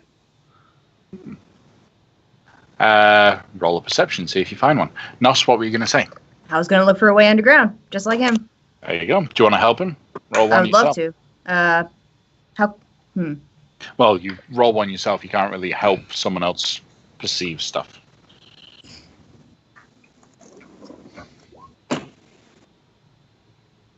$16. I got an 18. Okay. Wampum manages to find a manhole cover. No idea where it goes, but there is a cover that you can lift up and then jump down into darkness. I'm just grabbing, lifting, and going in. I'm going in first. All right. So, Wampum in first. Everyone quickly then follow. Is that what everyone's doing? Yeah. Oh, yeah. Okay. All right. Might as Taking well. refuge within the sewage, which as soon as you drop down, your feet hit liquid, and there's stuff floating in it. Do you close the manhole cover? Yes. Okay. I'll make sure it's closed. To do it quickly enough, because this thing saw you go into the sewers, so it's going to try and stop you. I'm going to give you the opportunity, Wampum, to use the manhole cover to avoid the Dracolich's lightning breath, as it's going to try and jump in. If Wampum fails, then the lightning breath manages to make it past the lid and go in towards the sewer. So, Wampum, roll a dexterity saving throw. A nat 1. Reroll. Reroll. Inspiration. Indomitable. right? I'll tell you what. Indomitable. Yep. I'll just give me a second. Tell you what. I'm going to use Indomitable and roll that again. Okay. Hey, and a nat 20 this time. Thank you. Hey, there you go. You managed to successfully pull the manhole cover over, avoiding the 74 points of lightning damage that you would have taken as the cover comes down, closes in place. You can almost feel the buzz of electrical energy coursing through the metal plate to your hands, but you guys are safe in the darkness of the sewer beneath Evernight. So you said we were in some liquid, correct? Yes, there is something wet around your feet. And are there like pieces of corpses and bodies down here, or bones? Relying upon dark vision alone, you are unable to see anything below the surface of the water, and as such, you can't see what color, you can't see what liquid it is. So you've got no idea what might be doing it. All right. I will light up a torch. Okay. No. So lighting up the torch, you can now see the space a little bit. The sewage in here is actually very reminiscent of a typical sewer.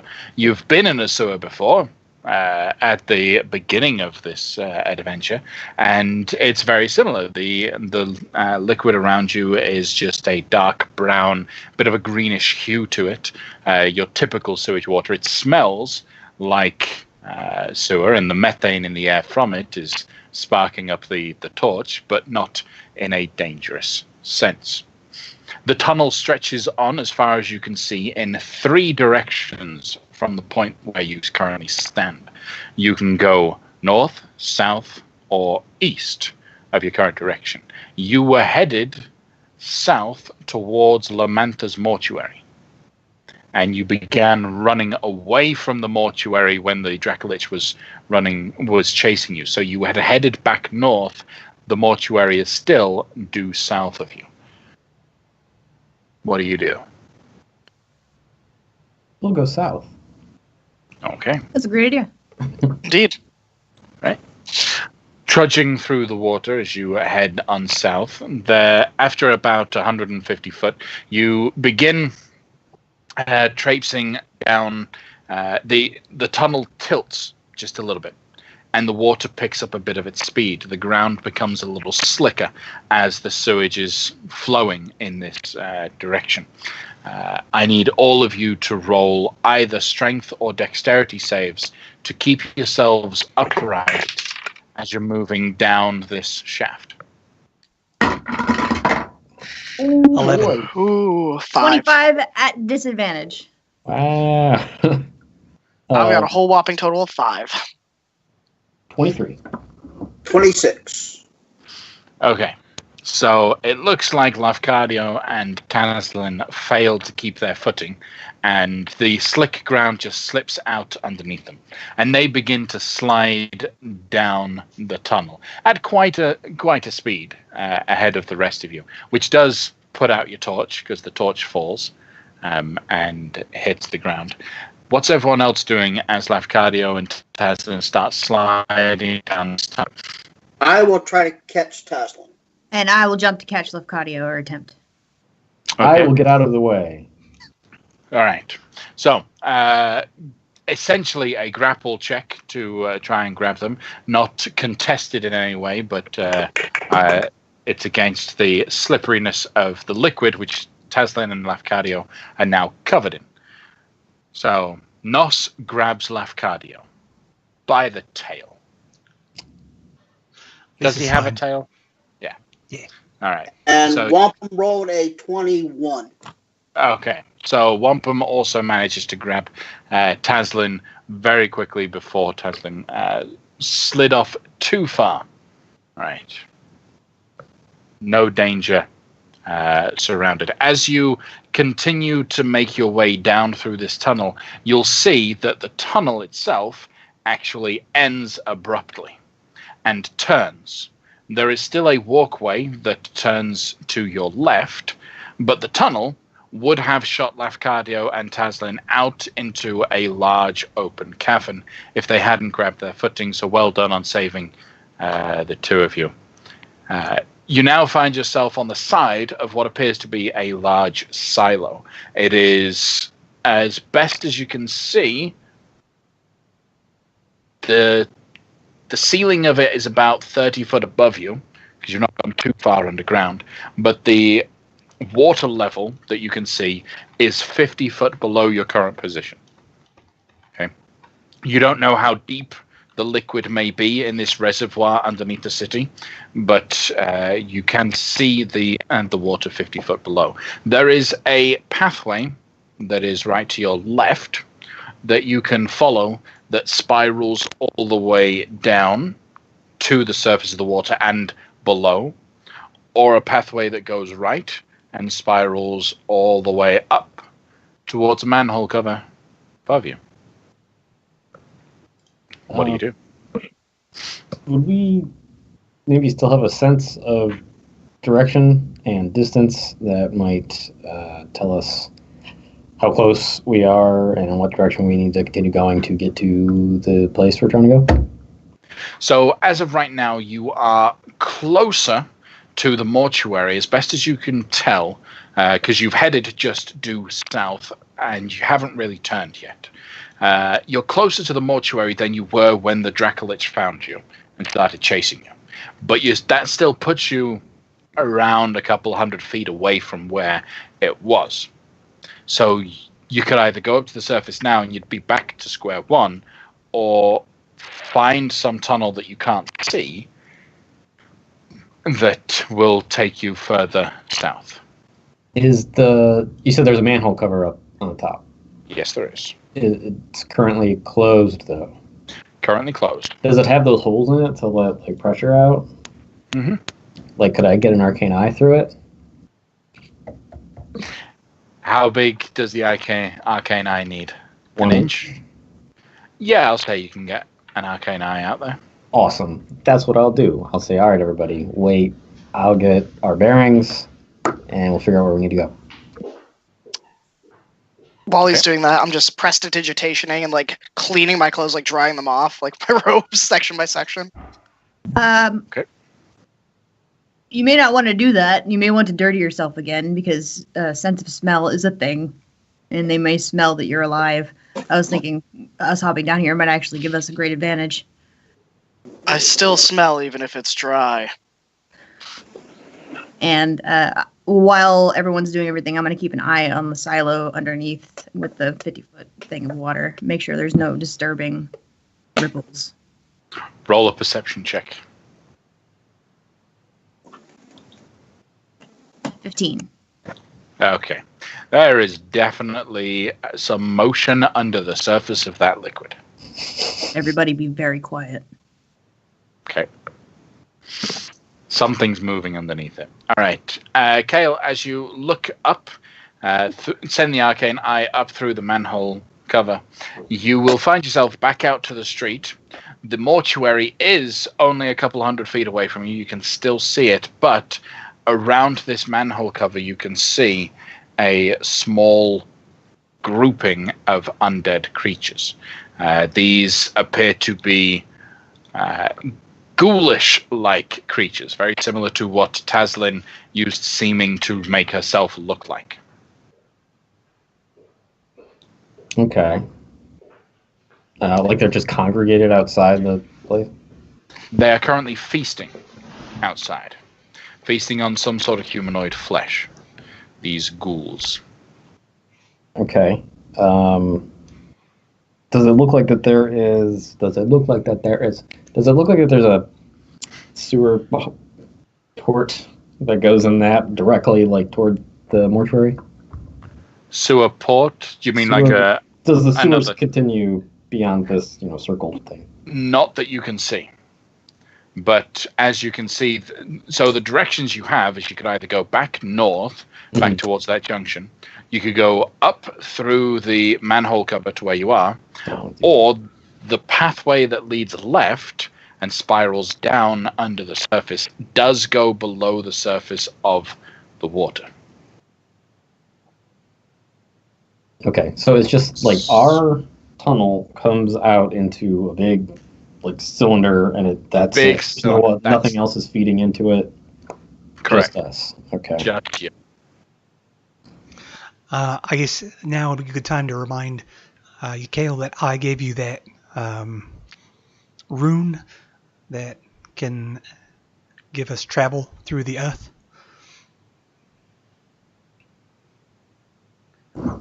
Yeah. As an option. What was that thing called again? I forgot. The Opal of the Ild rune. If I remember rightly. I thought it was the Stein. Yeah. Stein rune. Yeah, Stein. Ild is fire. Stein is stone. Yep. Stein rune. I am not attuned to that. So it could become an option in an hour, but I think it lets us all travel through stone.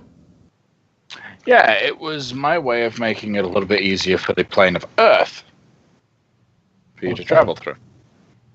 Is that just unworked stone, or would worked stone count as well? You'll have to try it to find out. I don't want to do that. So Taslin, you can give us a water breathing, right? Mm-hmm. In fact, you should still have the For 24 remainder of hours, the yeah. effects There that she is. cast the night before. Yep. Right. But there's something in the water, right? Yeah. Yep. I think it might be big. It's just my tail. Let me bring the arcane eye back in and just go down there. Look. Okay. What sort of senses does the arcane eye have? 30 feet of dark vision. Okay. All right. So viewing under the water is difficult for it. The liquid is murky. It's grey. It can just barely make out shapes. No real details. Roll perceptive abilities because you can see through it, right? Mm-hmm. So Kale, roll a perception check. Great. I assume it's a disadvantage, right? Yes, because it's in dark vision. All right. I got 11. 11. Okay. You see a very long shape, almost like a large snake, but you can't get much more detail than that.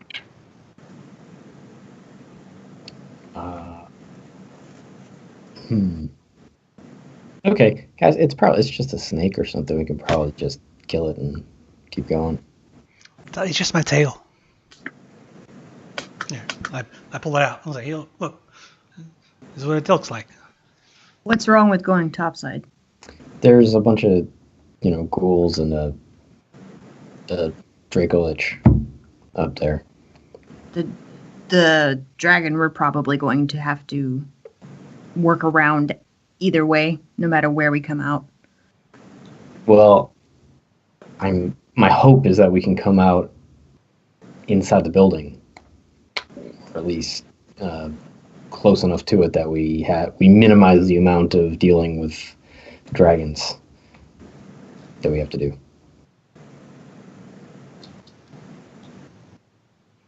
Right. Yeah, so I don't see any other way for us to get closer to the building underground except for going down this into the water here. If you think it's the right decision, I'll do it. Yeah, I don't care. Either way.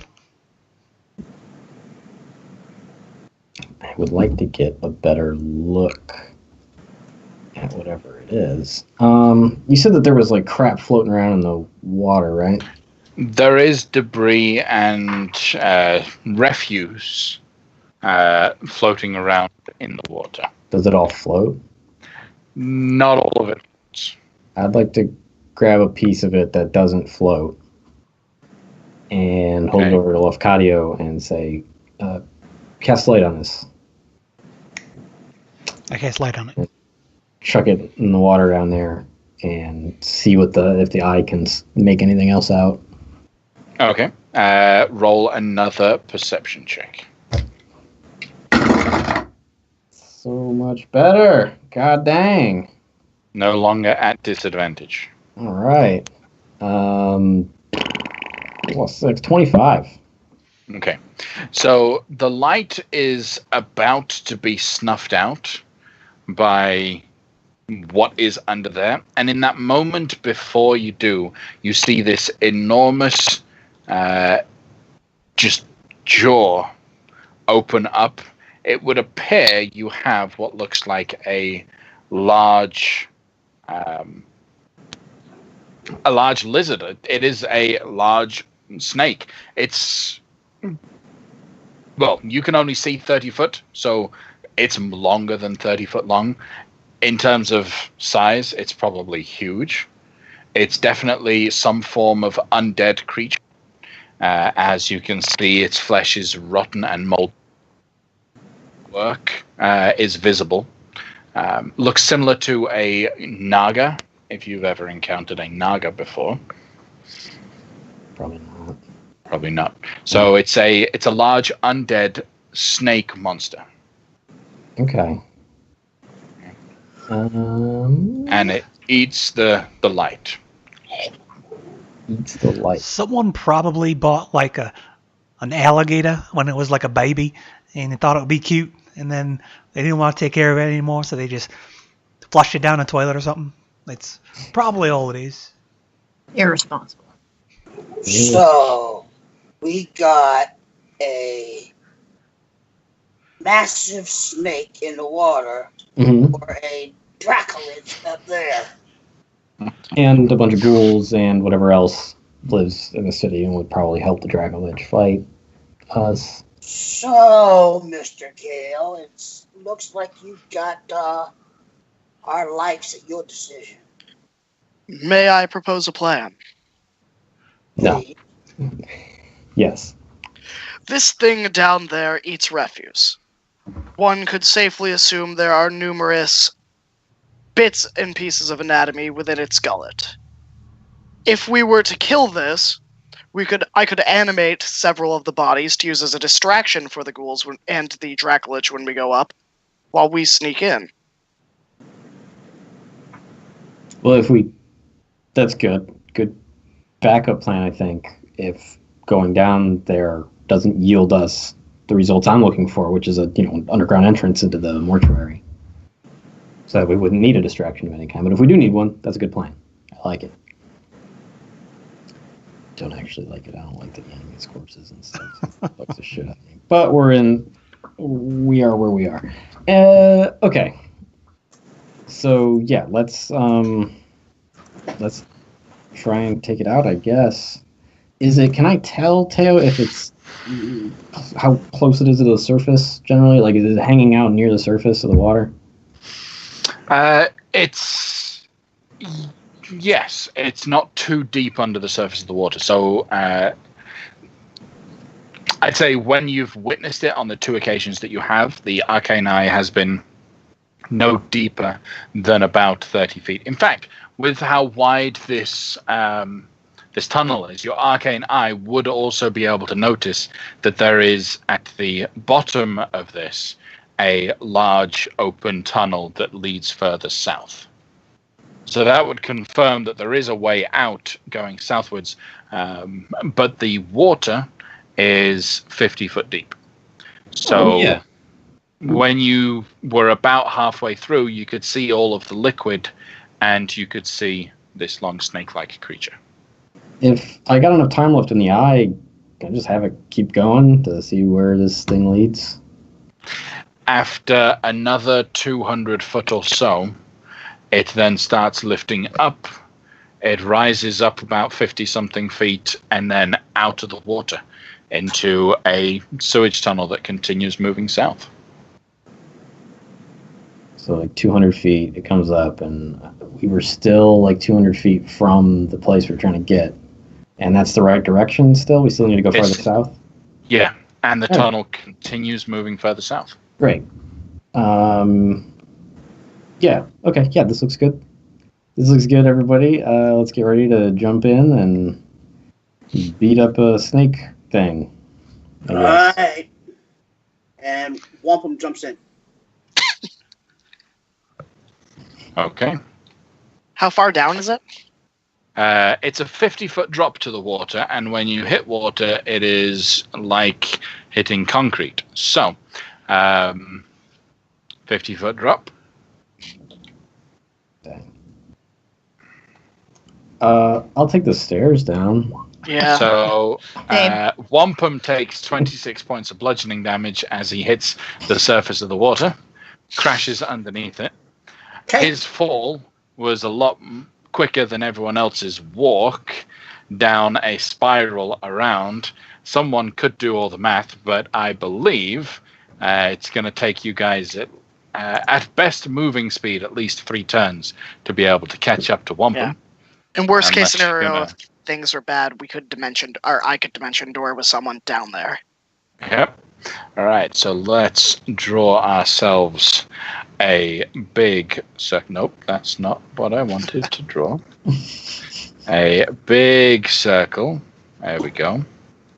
So does animal friendship work on undead animals? No, because animal friendship requires the creature to be a beast, and it is no longer considered a beast once it is considered undead. Good to know. Okay. So, as Wampum hits the surface of the water, we're going to roll for initiative. Everyone else, it's going to take you 3 turns just to run down the side, unless you're going to come up with some quick way of also jumping into the fray. No, but if this snake eats Wampum, his spiked armor has got to do something. Oh, absolutely. Okay, It's going alright. to cut through. It's a large creature, but definitely his spiked armor is going to cut at it. So from the stairs, we're probably like, what, 70, 80 feet? If it's a 50 feet down, and then like 20, 30 feet, that way it'd be like about 80 feet from the stairs.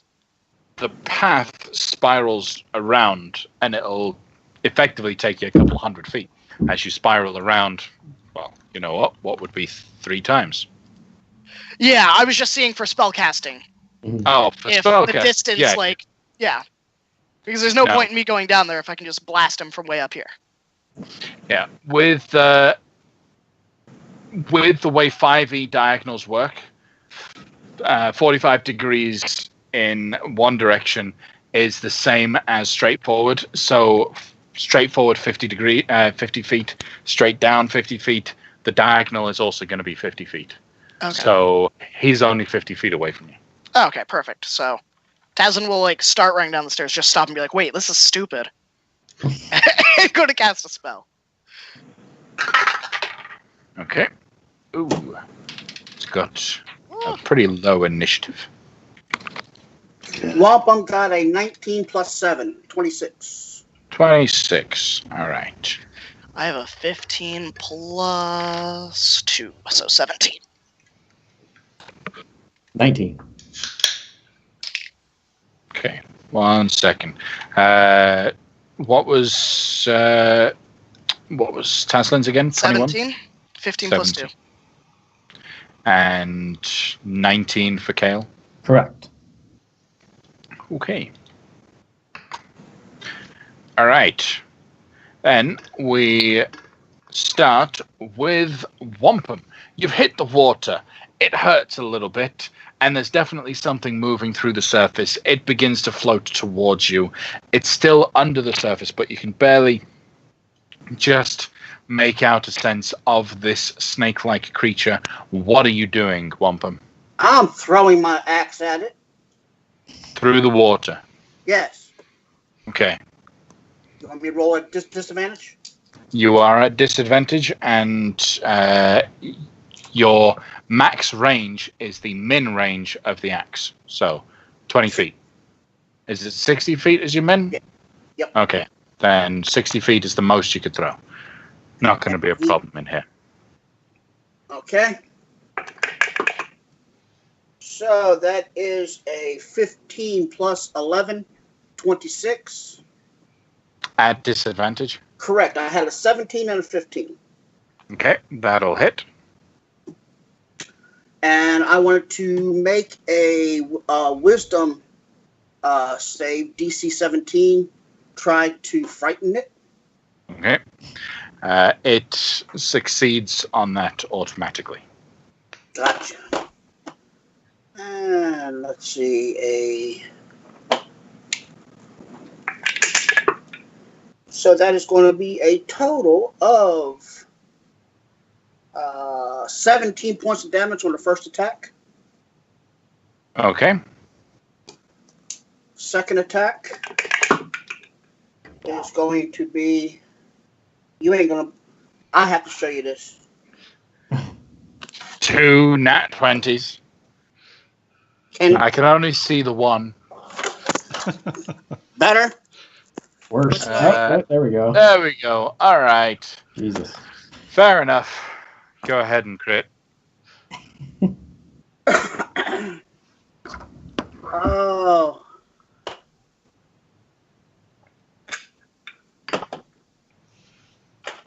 It's been a little bit, guys. It has. So, 8 and 7 is 15, and 7 is 22 on the second attack. All right. And disadvantage is a 3 plus 11 is a 14. That will miss. Okay. I'm going to action surge. Okay. And that is going to be, dang, well, that 20 don't count. 15 plus 11, 26. That'll hit. And 4 plus 7, 11. Okay. And a 4 plus 11, 15. The 15 will miss. And my last attack Okay. is a 6 plus 11 is a 17. That will also miss as the hammer just goes shy of where it needs to go and then comes back. Gotcha. Oh, the axe, sorry. And that's all I got. Okay. Nos. I run down the stairs. You're just running down the stairs. For Kale. For your information, my movement speed regularly is 55, so that's 110 feet per turn. Okay, then you could get there in, I'd say twice this, just about twice the speed. So at the end of next turn, you would arrive. Okay. Or sometime during, yeah. So it's not necessary to get all the way to the bottom of the stairs. I just need to get to a point in which I can jump off without taking damage. That's my intent. Then I would say that by the end of this turn, you would end up at that position. Next turn, you can jump into the water without taking damage. Cool. Okay. All right. And you would be here. All right. Kale, anything? I will run down the stairs also, but I will only be able to go 60 feet because I'm a normal person. Okay. So I use my action to dash, and then would I say I am within 30 feet of Wampum at this point? Yeah, roughly. I will hold, I'll get my, out of the bag of holding, I got my silver mirror, and I'll point it at him, and I won't say anything, but I've cast Sanctuary on him. Okay. With my bonus action, and that's it. It'll last until Wampum attacks the thing, right? Right. If the warrior creature makes an attack, casts a spell that affects an enemy, or deals damage to another creature, the spell ends. Okay. Sounds good. Then we go to Taslin. All right, I will go 20 feet downstairs, and then I'm going to cast Ray of Frost. Okay. And would that be at disadvantage? It is a disadvantage because the creature is under the water and you can't see it. All right, so 15. Misses. The water around Wampum gets a little bit colder. And that'll be it. Okay. Oh, someone sent a screenshot. All right, Laugh Cardio. What are you doing? I'm going to use my feline agility to double my movement speed.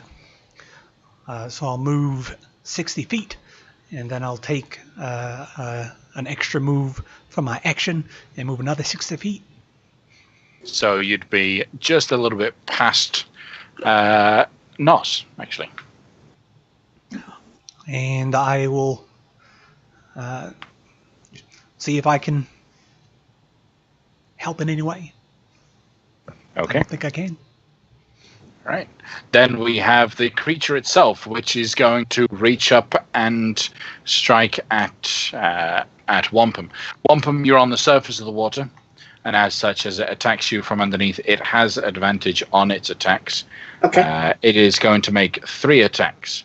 1 with a bite, and 2 with a tail. Okay. Okay. So, the bite attack with advantage. Where is... I put them away. Here we go. All right. That will be a 22 to hit. That will miss. Okay. That's the bite. Then, as it swings around, it whips at you with the tail. That will be a 25 to hit. That will hit. Okay. This will hurt. Oh, wait, he's got to make wisdom saves to do that. Sanctuary. Oh, true. Wisdom save. All right. Already. 17. Yep. That allow it to attack him? Yep. Okay. All right. And I need a couple D6s. That's too many D6s. Take them back. Oh, wait, no. Sorry, the tail is D8s. Never mind. 1, 2. Go back to the D6s.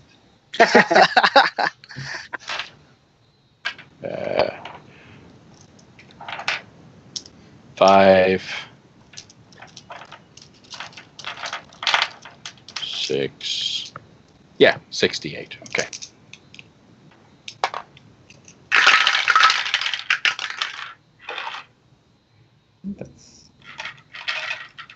I put 6 down my dice tower and only 5 came out. What's going on? All right, there we go. All right. So, quick maths. Maths. Plus 6, so 42 points of bludgeoning damage. And I need you to roll a strength saving throw as its tail whips you. That is a 8 plus 10, Okay. 18. All right, so it pulls you under the surface of the water to make its second attack. Its third attack, sorry. Got to roll wisdom save. Which wisdom save? The wisdom save was a 7, so it failed that 7. So it can't attack you. It ignores you. It just pulled you down for a moment. You're not grappled or anything, Wampum. We move to Wampum's turn. Okay. I'm just adjusting the hit points here. All right, because we have water breathing on, right? Yep, so you can breathe under the water. Your speed is at half for Okay. movement, and you're at disadvantage when attacking with anything that isn't the water-type weapons, the tridents, the spears, jabbing kind of weapons. All right, but he is in melee with me right now, right? He's actually 15 foot away from you, and Oh, that's okay. his reach.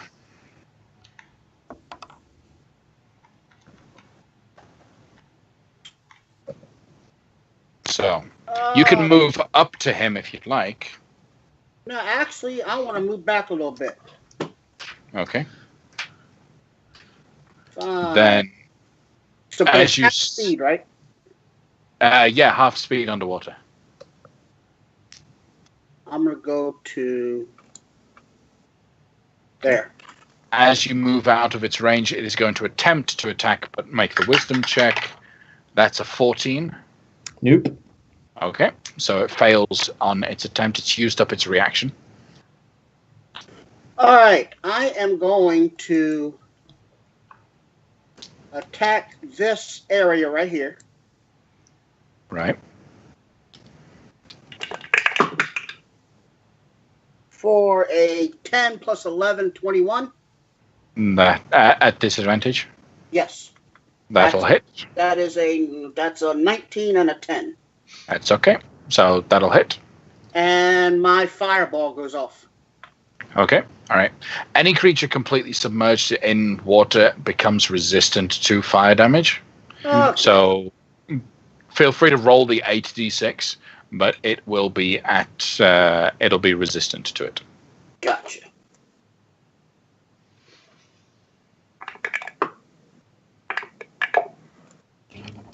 Sorry, I didn't have a bunch of D6 as well.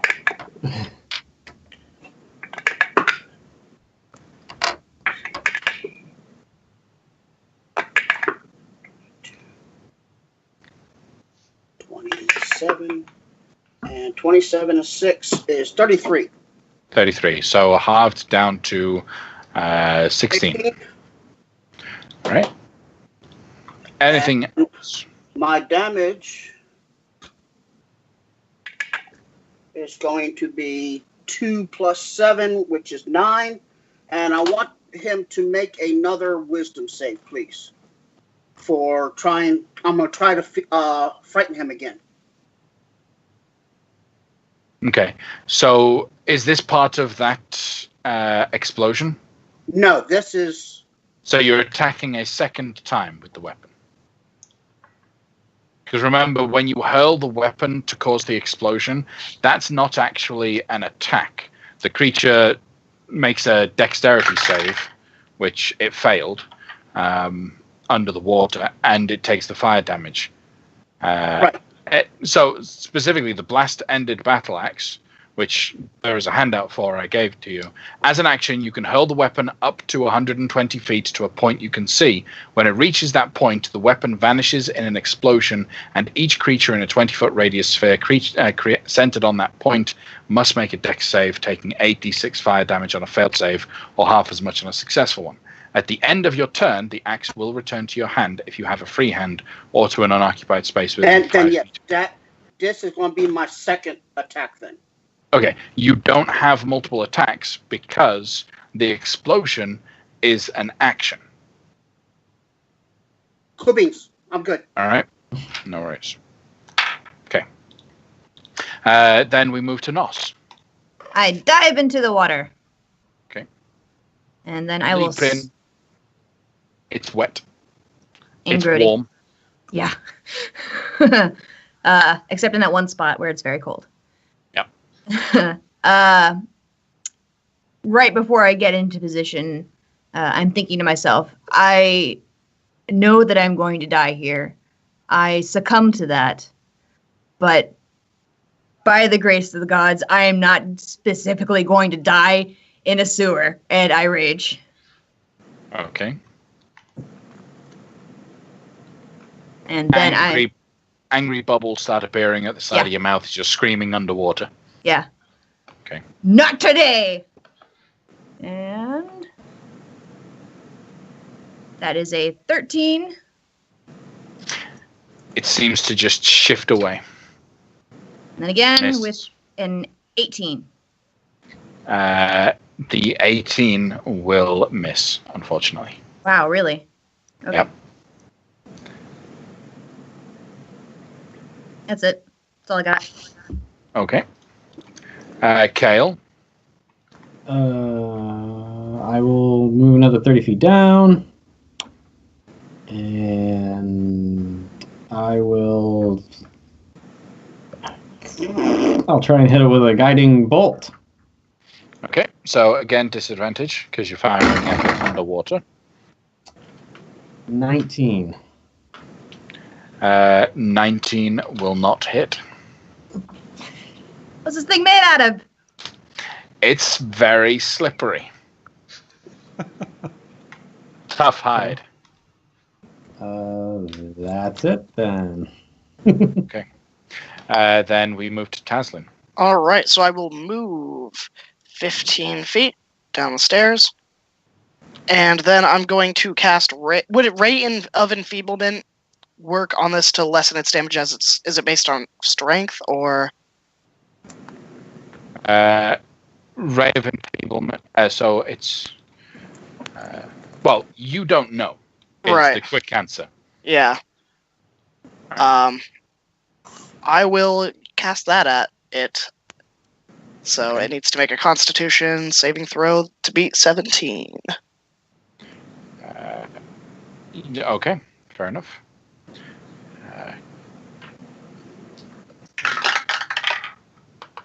I think that's going to fail.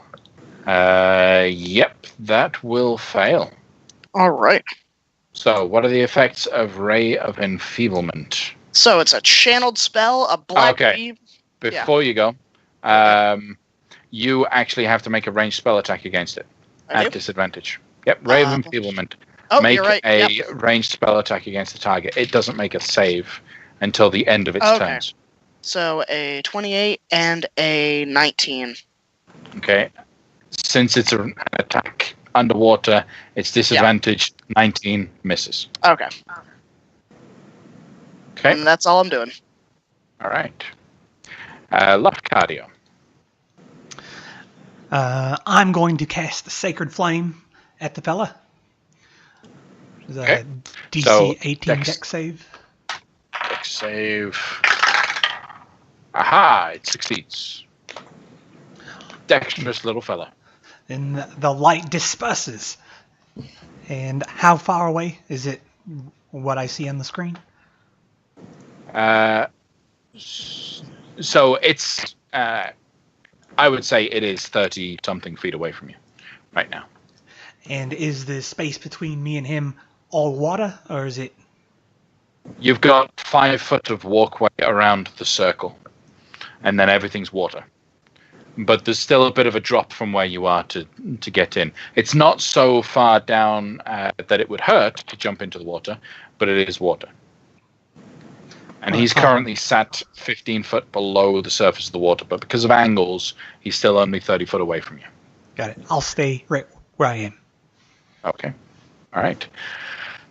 This creature, this reptilian creature, will turn around and focus on Nos, who is currently raging. It is going to try to bite at you. That is a 24 to hit you. Yeah. Okay. The bite is D6s.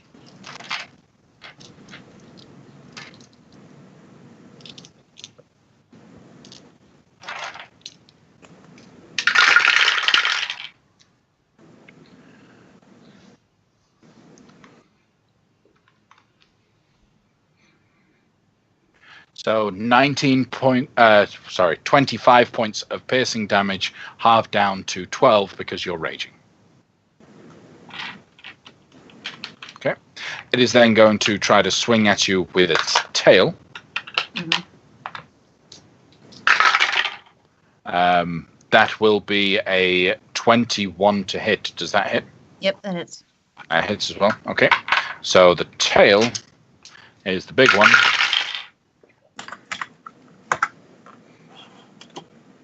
Ooh. So 27 points of bludgeoning damage, halved down to 13 for you.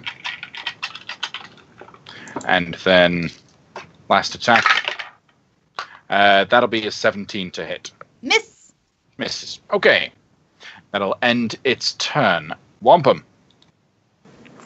I am going to use a bonus action to use Second Wind.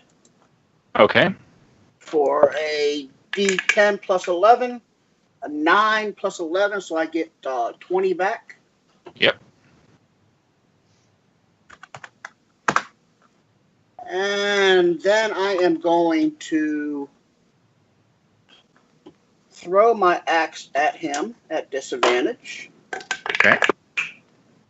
Disadvantage is a 12 plus 11, which is 23.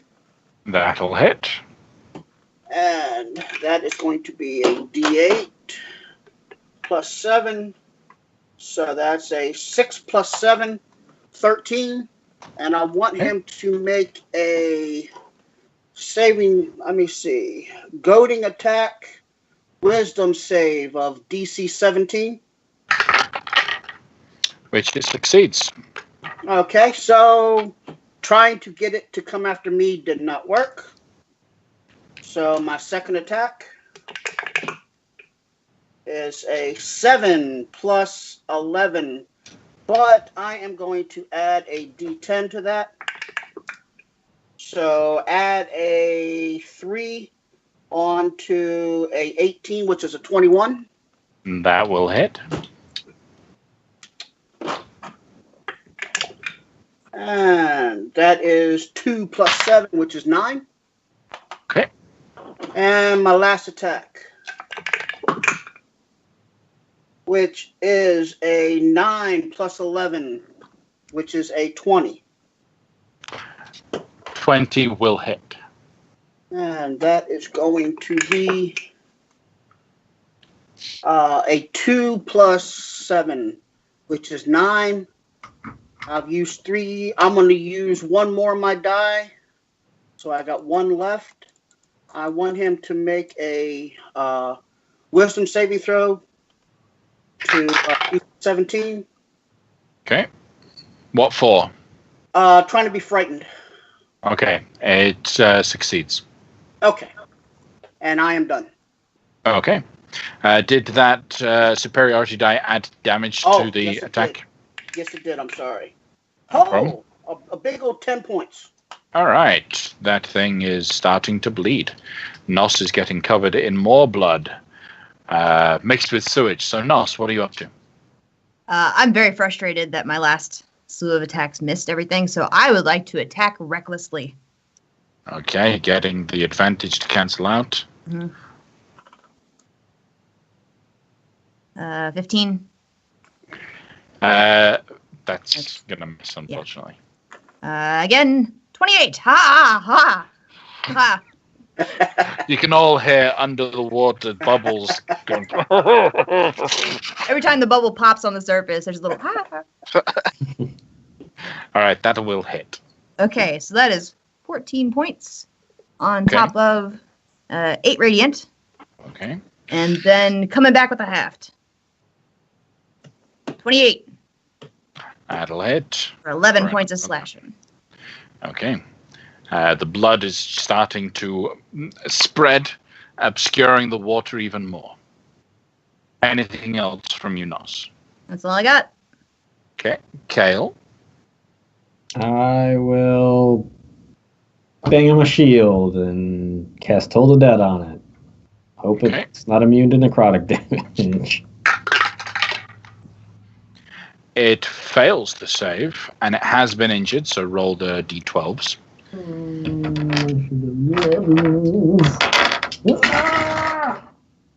Wow, that's really bad. 10 damage. Oh. It takes the full force of the 10 damage. Ooh, that's good though. Okay. And then I'll bonus action Sanctuary on Nos. I'll wiggle my mirror in our direction. Okay. Then we will move to Taslin. Run 25 feet up, right behind Kale, and I will cast Ray of Frost again. Okay. And that would be and it's at disadvantage, so I get a natural 1. So a 10 total, though. That will miss. It was a 20 and a 1. Anything else from you? Nope. Okay, Lafcadio. Am I able to get into a flanking position? I would say you may. Yes, you've got plenty of speed and you didn't move last turn, so yep. All right. I would say you could. I'll do that. I'll run and jump and get. Mm-hmm. Yep.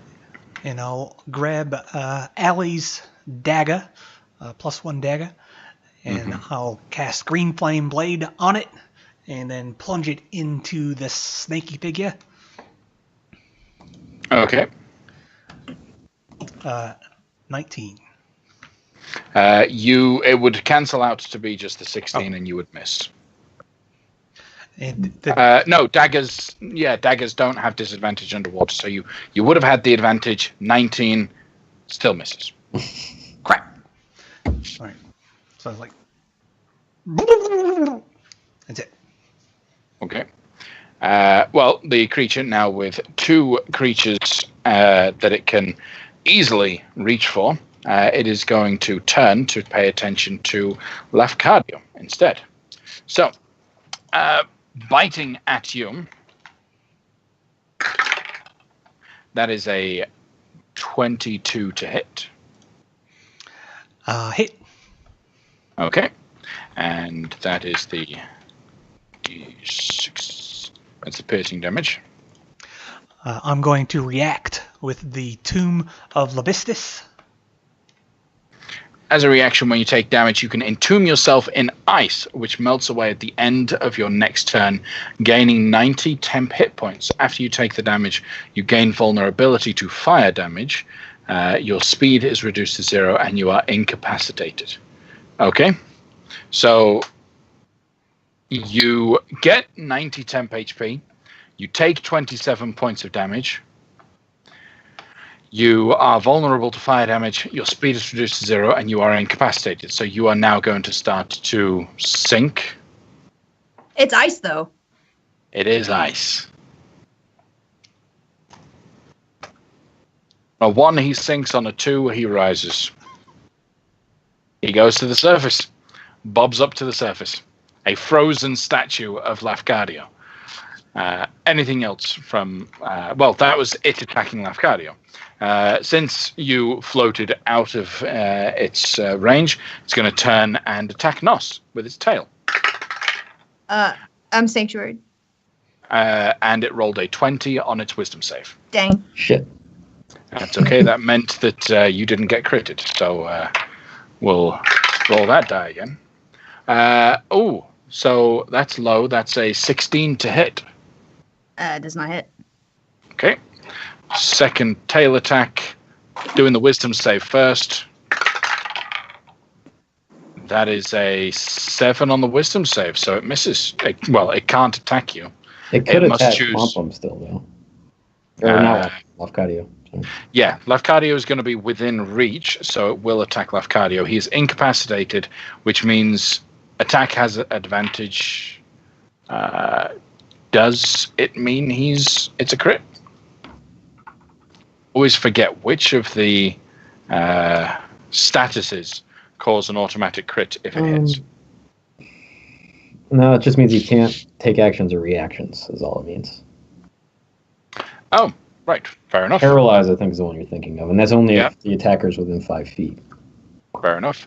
Then it doesn't get the advantage on that. It just rolls. That is a 23 to hit Lafcadio. Hits. Okay.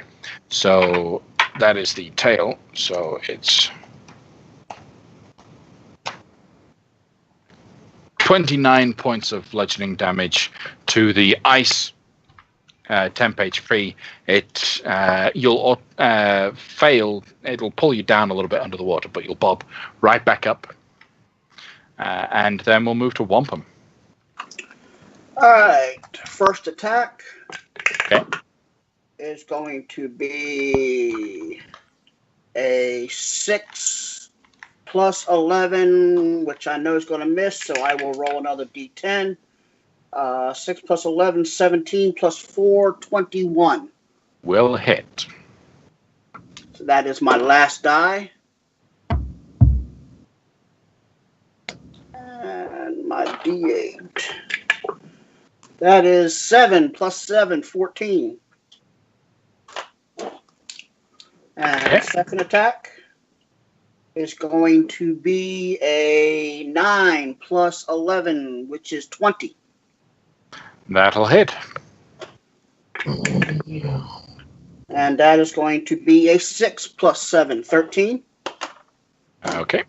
I imagine when you're throwing this axe through the water, it's like a shark as the fin Just blades through. kicking back and forth.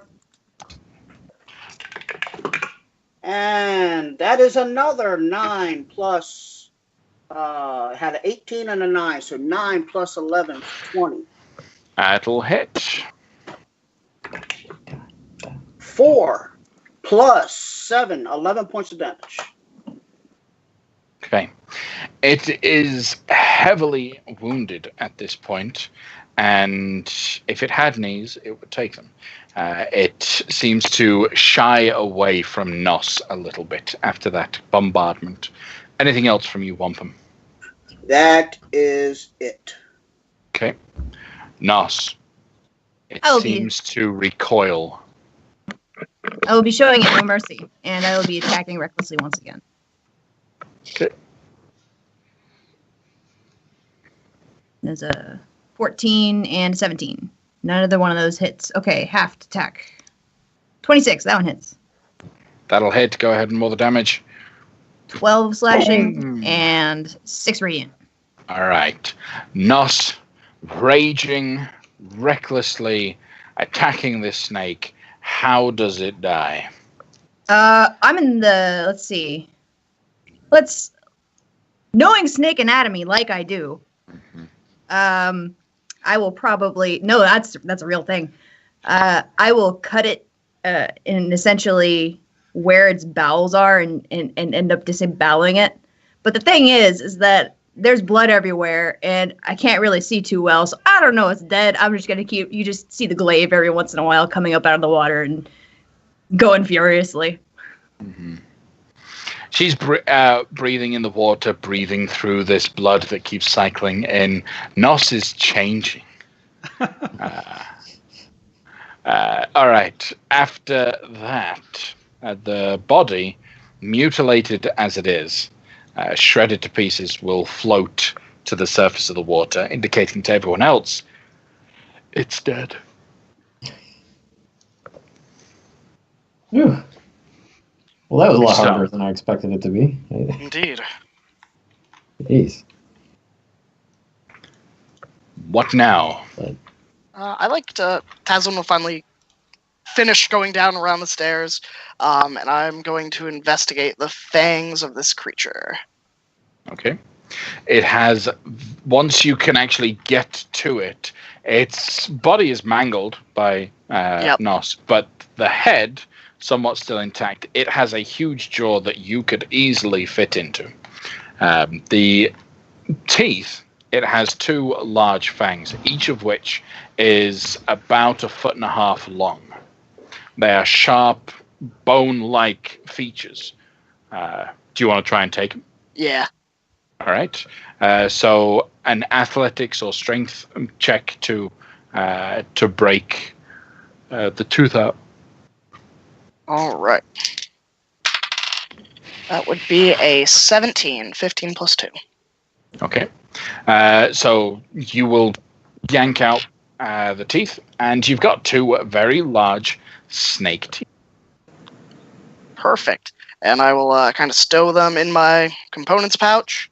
Mm-hmm. And she went like down disemboweling it, right? Tazlin will kind of like put up his robes like this and kind of go to investigate what this thing's been eating.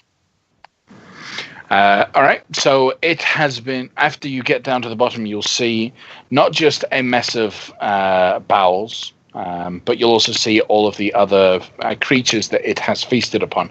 And it has feasted on creatures that have delved too far into the sewer. So you can see humanoid flesh and bone in piles at the bottom of the this silo, with also the remains of some of the skin flakings that it has gotten rid of itself. Nothing stands out as treasure-wise at the bottom of this, but you do see skeletons. Okay. I'll go back up to the surface then. Okay. All right. So with that, there is clearly a tunnel that you all know can take you out. I think that's the way we head. Is everyone all right? Everyone? How are you doing, Wampum? Oh, I got a few scratches. I'm down about 30%. Do you have any healing potions or anything like that? Yep. I can take care of myself. All right. Well, we've wasted enough time here. All right. So continuing on your passage, you'll go down the tunnel, rise up out of the sewage, and you've got just that long single tunnel that continues on southwards. This tunnel is direct. There are no cutoffs, no turns that you could make that you would have to make any choices between. But it does twist. It does move back and forth on itself. It periodically throughout, you would have seen other manhole covers that you could have used. But after about an hour of traipsing through this next tunnel, you will come to the end of this southern tunnel. It ends at a grate above. So it's not a manhole cover, it is a sewage grate that some loose liquid is dropping into. You're at the surface at this point, just below the actual city street. I'm gonna look at Kale and be like, "You want me to just bust it open, or?" Let's see if we can see what's on the other side of it first, maybe, without me having to expend any additional magic. Is there any way we could, like, want to get like as close as possible to the edge of it and like just look around, maybe see if I can see anything, hear anything. Or... Absolutely. So stealth check to do so quietly and stealthily, and then a perception check to see what you can see beyond.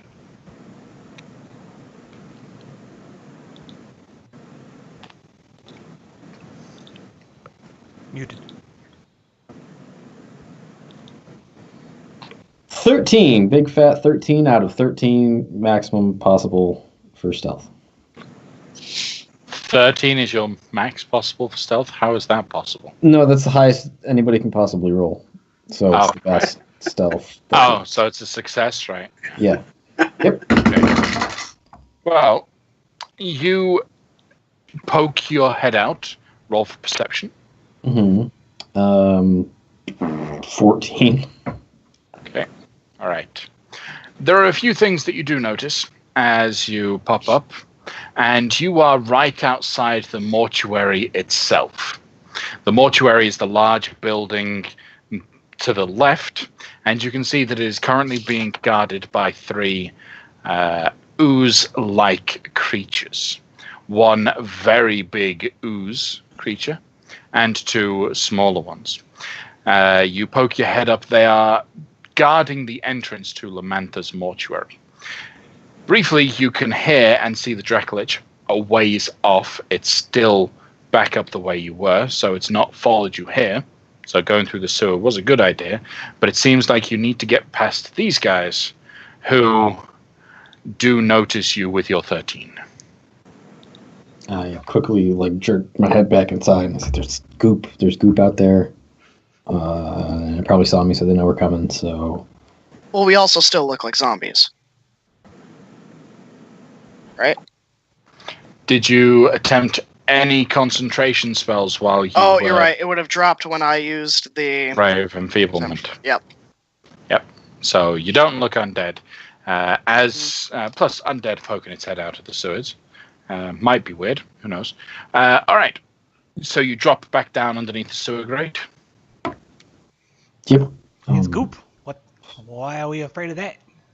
Well, I mean, they're oozes. I know I've heard of oozes. I've never actually seen one before, but I know that they're, bad. They can be bad. They can be really bad. I don't know. It didn't look... I always heard about black ooze, I think, is really bad. Mm-hmm. What color is this one? It was not black, so I don't know how bad. It's good kind then. There are no good kinds. There might be neutral kinds, maybe. I don't know, but I know that there's no good ooze. So bust the top up, fight. I guess we don't have any other option. This is the end of the road, so... Wobbling is pulling a greater healing potion out and chugging it. I'm going to call out, say, excuse me, are you the good ooze or the bad ooze? And wow. As you call out, you'll hear a voice call back. That depends on your point of view. What's good and what's bad. Kale, do you poke your head out? That's not ooze. It's ooze. I saw it. It was ooze. It's goop. Oopy goose.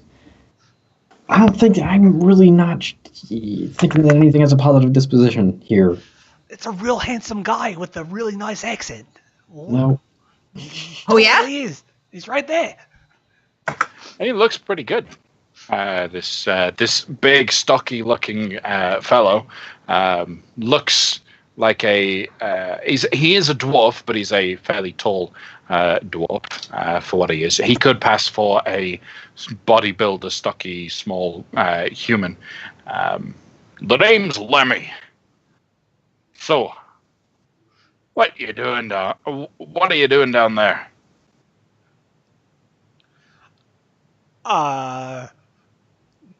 We were looking for ooze. Ah, You were? there it is. There's the ooze we were looking for. Everyone, I told you it was right there. There it is. I guess we can go back home now. And we just wanted to make sure it was where it was supposed to be.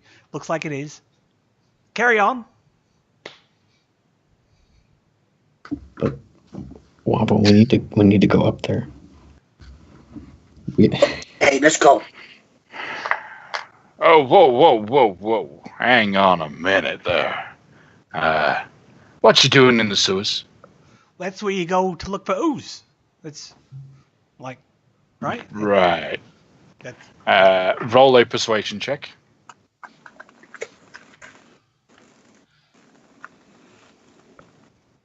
19. Or deception, I guess. Could have been either way. You are, yeah. Right. Right. Wisdom from the Oblex. Oh. Well, you've found some oozes. Come on. Up you get. Let me introduce you to the grandeur that is the Oblex. Come on.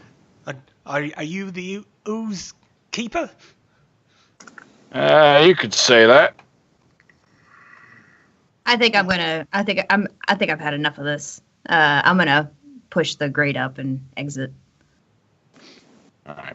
So you will see these large creatures. Once you actually get up onto the surface, you will notice that the large ooze-like creature actually has a small strand of red viscous slime that connects it to this Lemmy fellow who's communicating with you. I'm just gonna stand up there and wait for everybody else. All right. Look here. You're not supposed to be over here. I know that the ooze is very pretty. You might like to look at them, but come on. They have their own personal space. You should probably go on now and leave. The gate is over there. I'll give you this opportunity to go. Otherwise, I'll have to kill you. And I don't want to do that. What are you guys just standing here for? It looks like there could be better places to stand.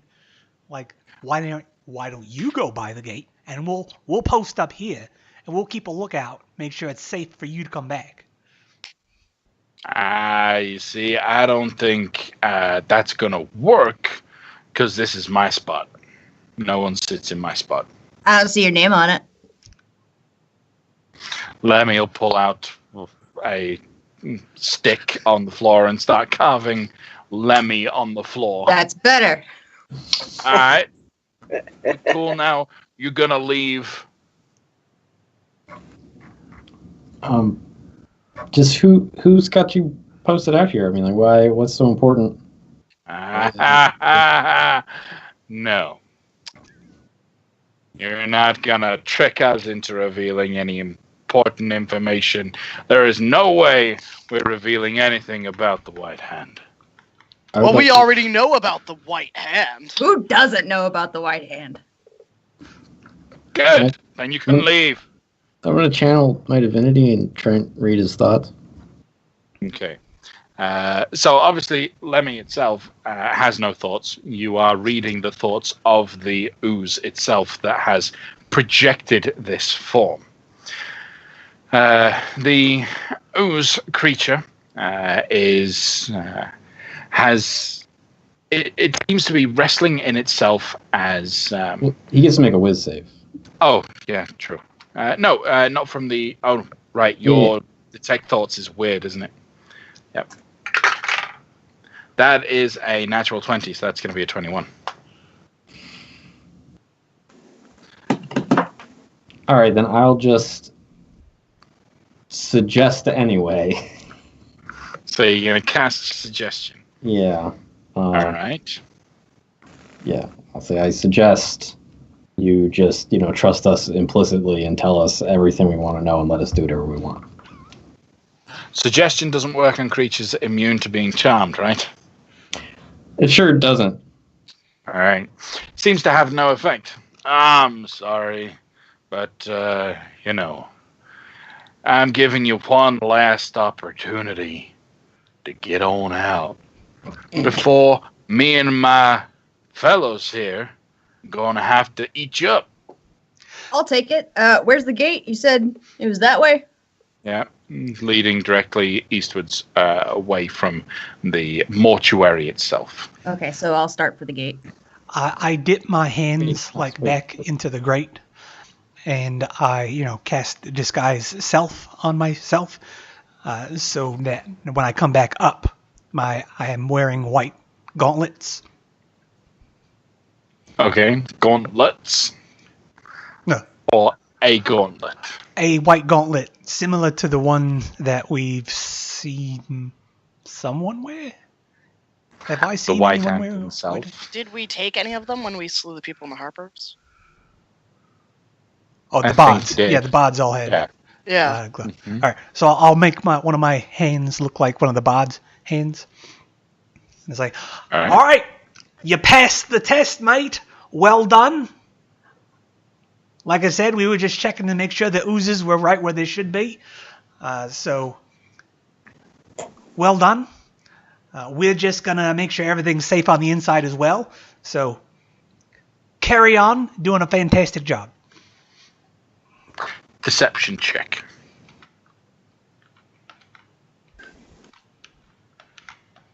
Deception. 17. Okay. Well, this doesn't make sense. Y'all look like them 5 we've been told to keep an eye out for. Very How could astute. you be part of the White Hand if you're also one of those that we've been told to not let inside? We're Well, that's- pretending to be them to cause bad deeds in their name to lose favor with their allies. Mhm. And it's part of the test, too. Deception check. At advantage, because Kale spoke and helped. All right.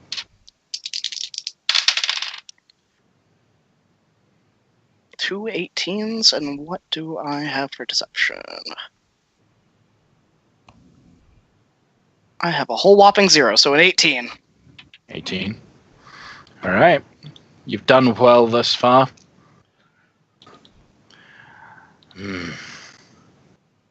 Yeah, go ahead and I'll say to Tazlin, go ahead and show them our true forms. All right. And I crack my back a little bit, and I'll cast Seeming again. Okay. Are you going to attempt to hide the fact that you are now casting that particular spell, or are you going to hope that it doesn't know seeming? Yeah, I mean, I'd be trying to kind of keep my words down so I can't really hear what spell, but it seems like I'm just letting a channeled spell, like Dispel Magic, wipe off whatever illusion we had. Okay. Roll a deception check. That would be a 15. Okay.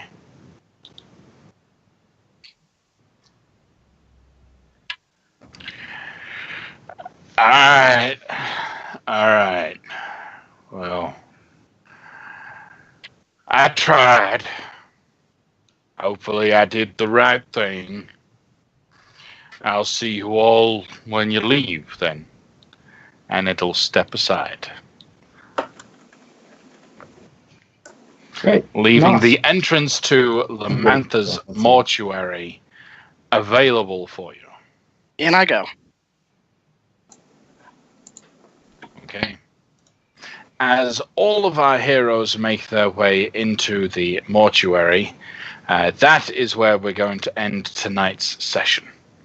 So, well done, guys, on successfully. Like, that was, 4 skill challenges, and you managed to beat it each time. So, well done there. You managed to defeat the Elder Oblex, in a sense, trick it into letting you pass, and we will continue the adventure same time next week.